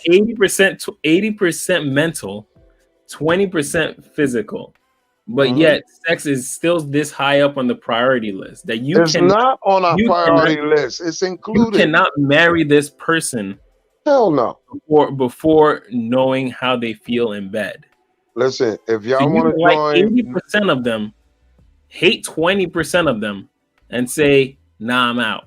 Peace. If you want to join 90 Day Fiance, be my guest. But I'm telling you this: you want to know what you're getting into before you're getting into it. Not walking in blindly. It's about oops. I think that's always going to be a recipe for disaster if you're looking for they have to hit this certain level of pleasure in this specific area of my life before I can now go ahead with them. Okay. Because I think it's always going to be, you're always going to have us. There's always going to be something that's going to hold you back. Even if I took for a second what you said, even if I took for a second what you say is true, and I'm looking in the United States alone, black churches, majority are women, majority are single mothers. You're not seeing no immaculate conceptions in these churches no more, bro. You see black women there. Most of them been married before. Some of them never been married before. The only equation haven't been married before. I would say most haven't been married before. But there's an equation that they all have in common. They're black, they're female, and they got children. Okay. Period. Okay. It doesn't matter what. So and all those men, all those other men wanted to test out and make sure that they liked the sex. They probably didn't. Can't tell. So you're saying that all these women decided to say, okay, I'm the pastor's daughter, I'm on the treasury department, I'm this, I'm that. I'm all involved in church. But there's one part, I'm gonna have my 2-3 kids. You know what, Carl? Let's keep going down that rabbit hole as well. Now, we'll just flip it to my scenario. If all these women decide to hold out and require marriage before they decide to sleep with them, to sleep with these men, do you think the church would be filled with a whole bunch of single mothers with children? I think the church would be emptied out. What, because you'd have families at home? No. Why is that? Because, like I said, if you are telling a person that you must have sex in order to be married, a lot of people are going to run from that only because it's logical. Why walk in blind? Why am I going to share my body with somebody I don't know nothing about? I've never lived with them. We went out on a couple of dates, but I don't know nothing about them. I've never seen them naked. It makes no sense. It makes no sense. You know them well enough to sleep with them. So you can risk it all to sleep with them, which is like the most vulnerable position you can be in with this person. But you can't marry them and wait. And then to say that it's like this, the idea of hooking up with people is new. This is new. They weren't doing this. Like most people were not hooking up in the 40s, 50s, and 60s and prior. Like that was, so since the 70s, that's 60 years. We're in 2022. We've been in this country since 1776. It was not normal for women to not be virgins before marriage. Yes, you're right. You're right. They were getting married super young. So this idea that women are going to run away from this. No, if you teach women why they should be waiting and they're going to make these men wait, these men are going to marry these women faster. Correct. And these women are going to go into these marriages that are much stronger because they waited. Waiting will yield the most positive results. But the issue is that we're so selfish as human beings in this country. We want everything the way that we want it. And we're so focused on pleasure that we can't even think 30 years from now. Yes.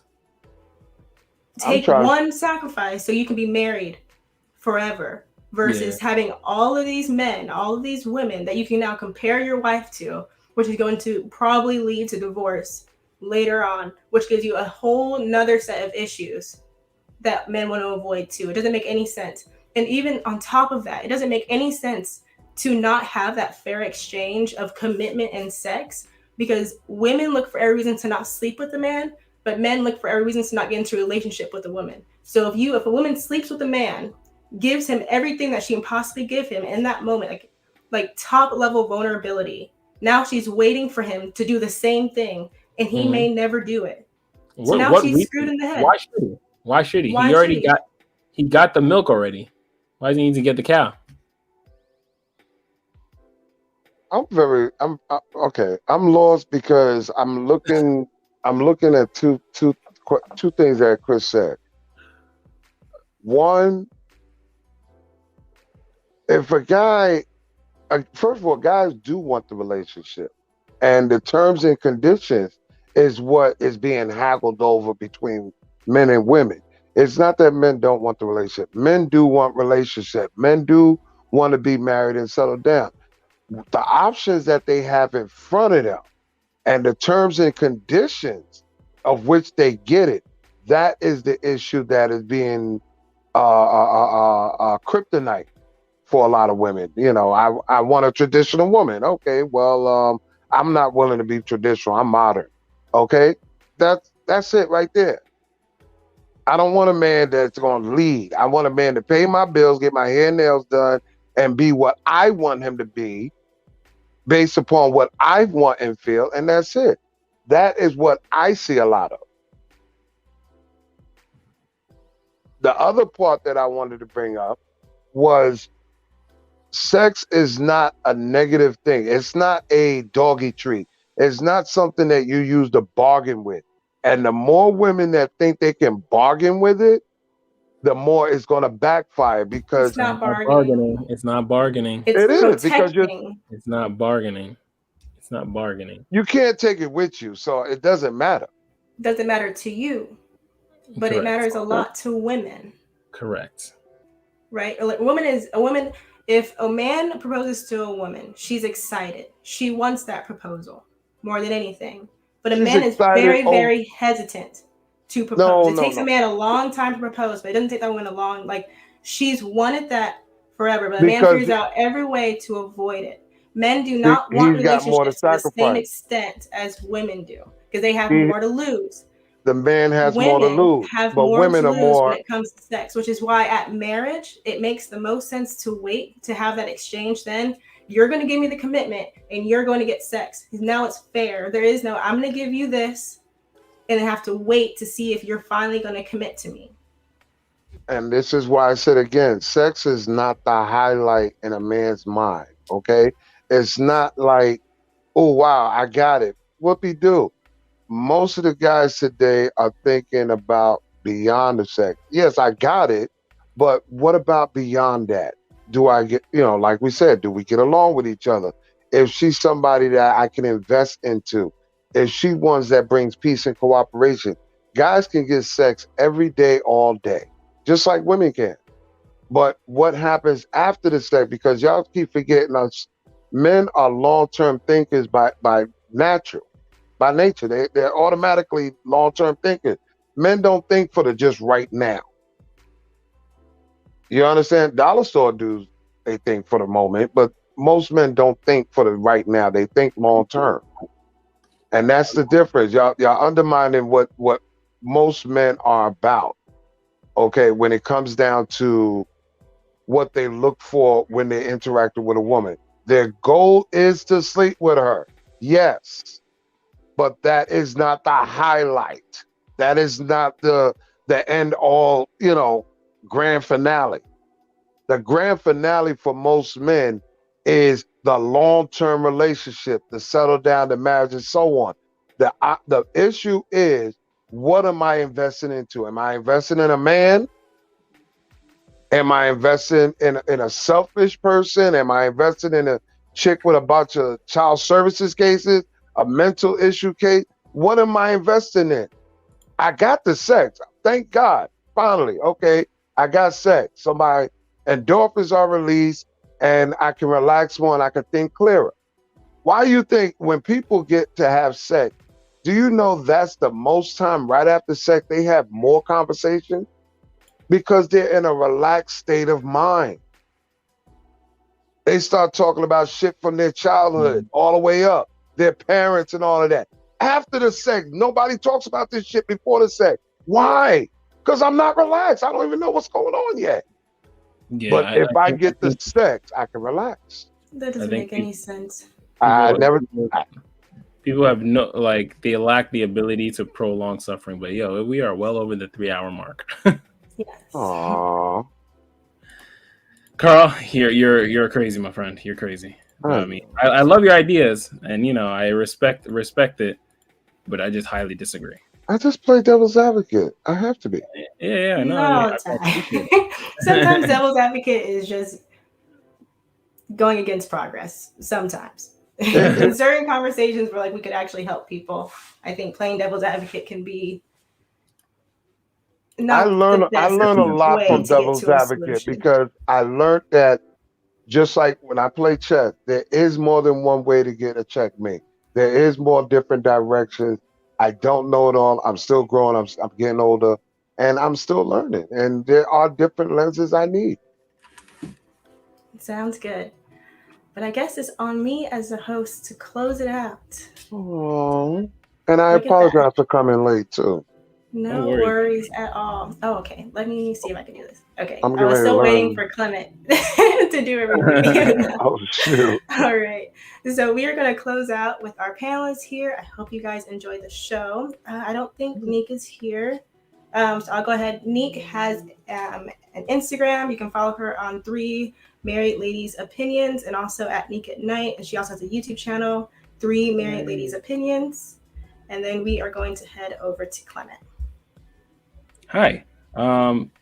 Thank you again. This has been a fantastic show. Hope you got some lessons out of this. Hope you got some tips out of this. I did say as much as I could as someone who was courting a woman to eventually marry soon. I hope my ideas and my thoughts can benefit someone out there, someone in their 30s, older, younger, whatever age bracket.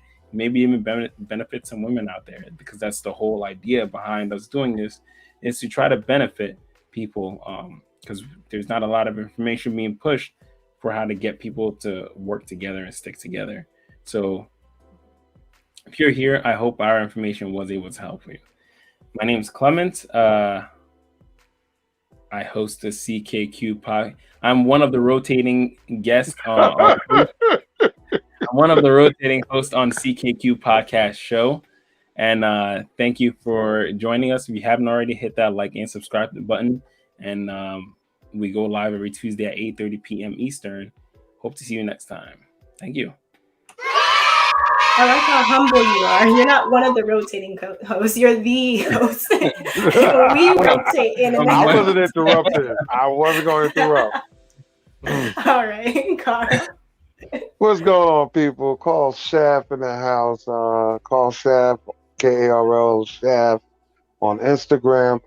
Mindset changes outcomes. So if you feel stuck, that's a good place to start. Your mindset will change your outcome, nothing else. I enjoy this. And like I said, I love looking at things from a different perspective and different lenses so we can all learn, And wish me luck, because tomorrow is my first time in all my years on this earth I'm making cabbage. I'm being taught by a 17-year-old how to make cabbage. Okay. Yes, I ate it. I bought it. All of that, but this is the first time I'm actually making it. So Okay. wish me luck. I do my Thanksgiving every year. I'm trying to carry this traditional torch for my grandparents on, being that lineage. But I really love this podcast, and yo, each one teach one. Peace. Good luck, my friend. Awesome. Yeah, good luck. All right.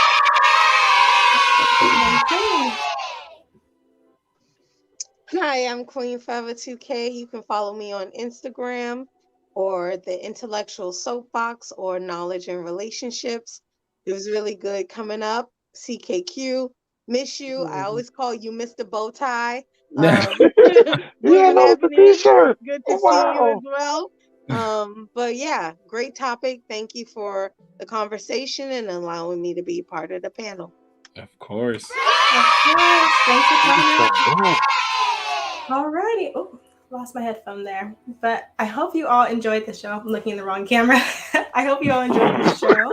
I hope you're having an amazing week so far. And I hope that you come back next time. On your way out, please hit that like and subscribe button. And also leave us a comment below. Answer the questions yourself down there. If you so please, we will probably read them and enjoy the answers. But I think that is all I got. So I'll see you guys next week. Oh, happy Thanksgiving. Yeah, happy Thanksgiving, everybody. Yes, yes. Bye. Well, on that note, we are going to end the show. It has been fun, a great show, and we will see you all next week, people. Bye-bye.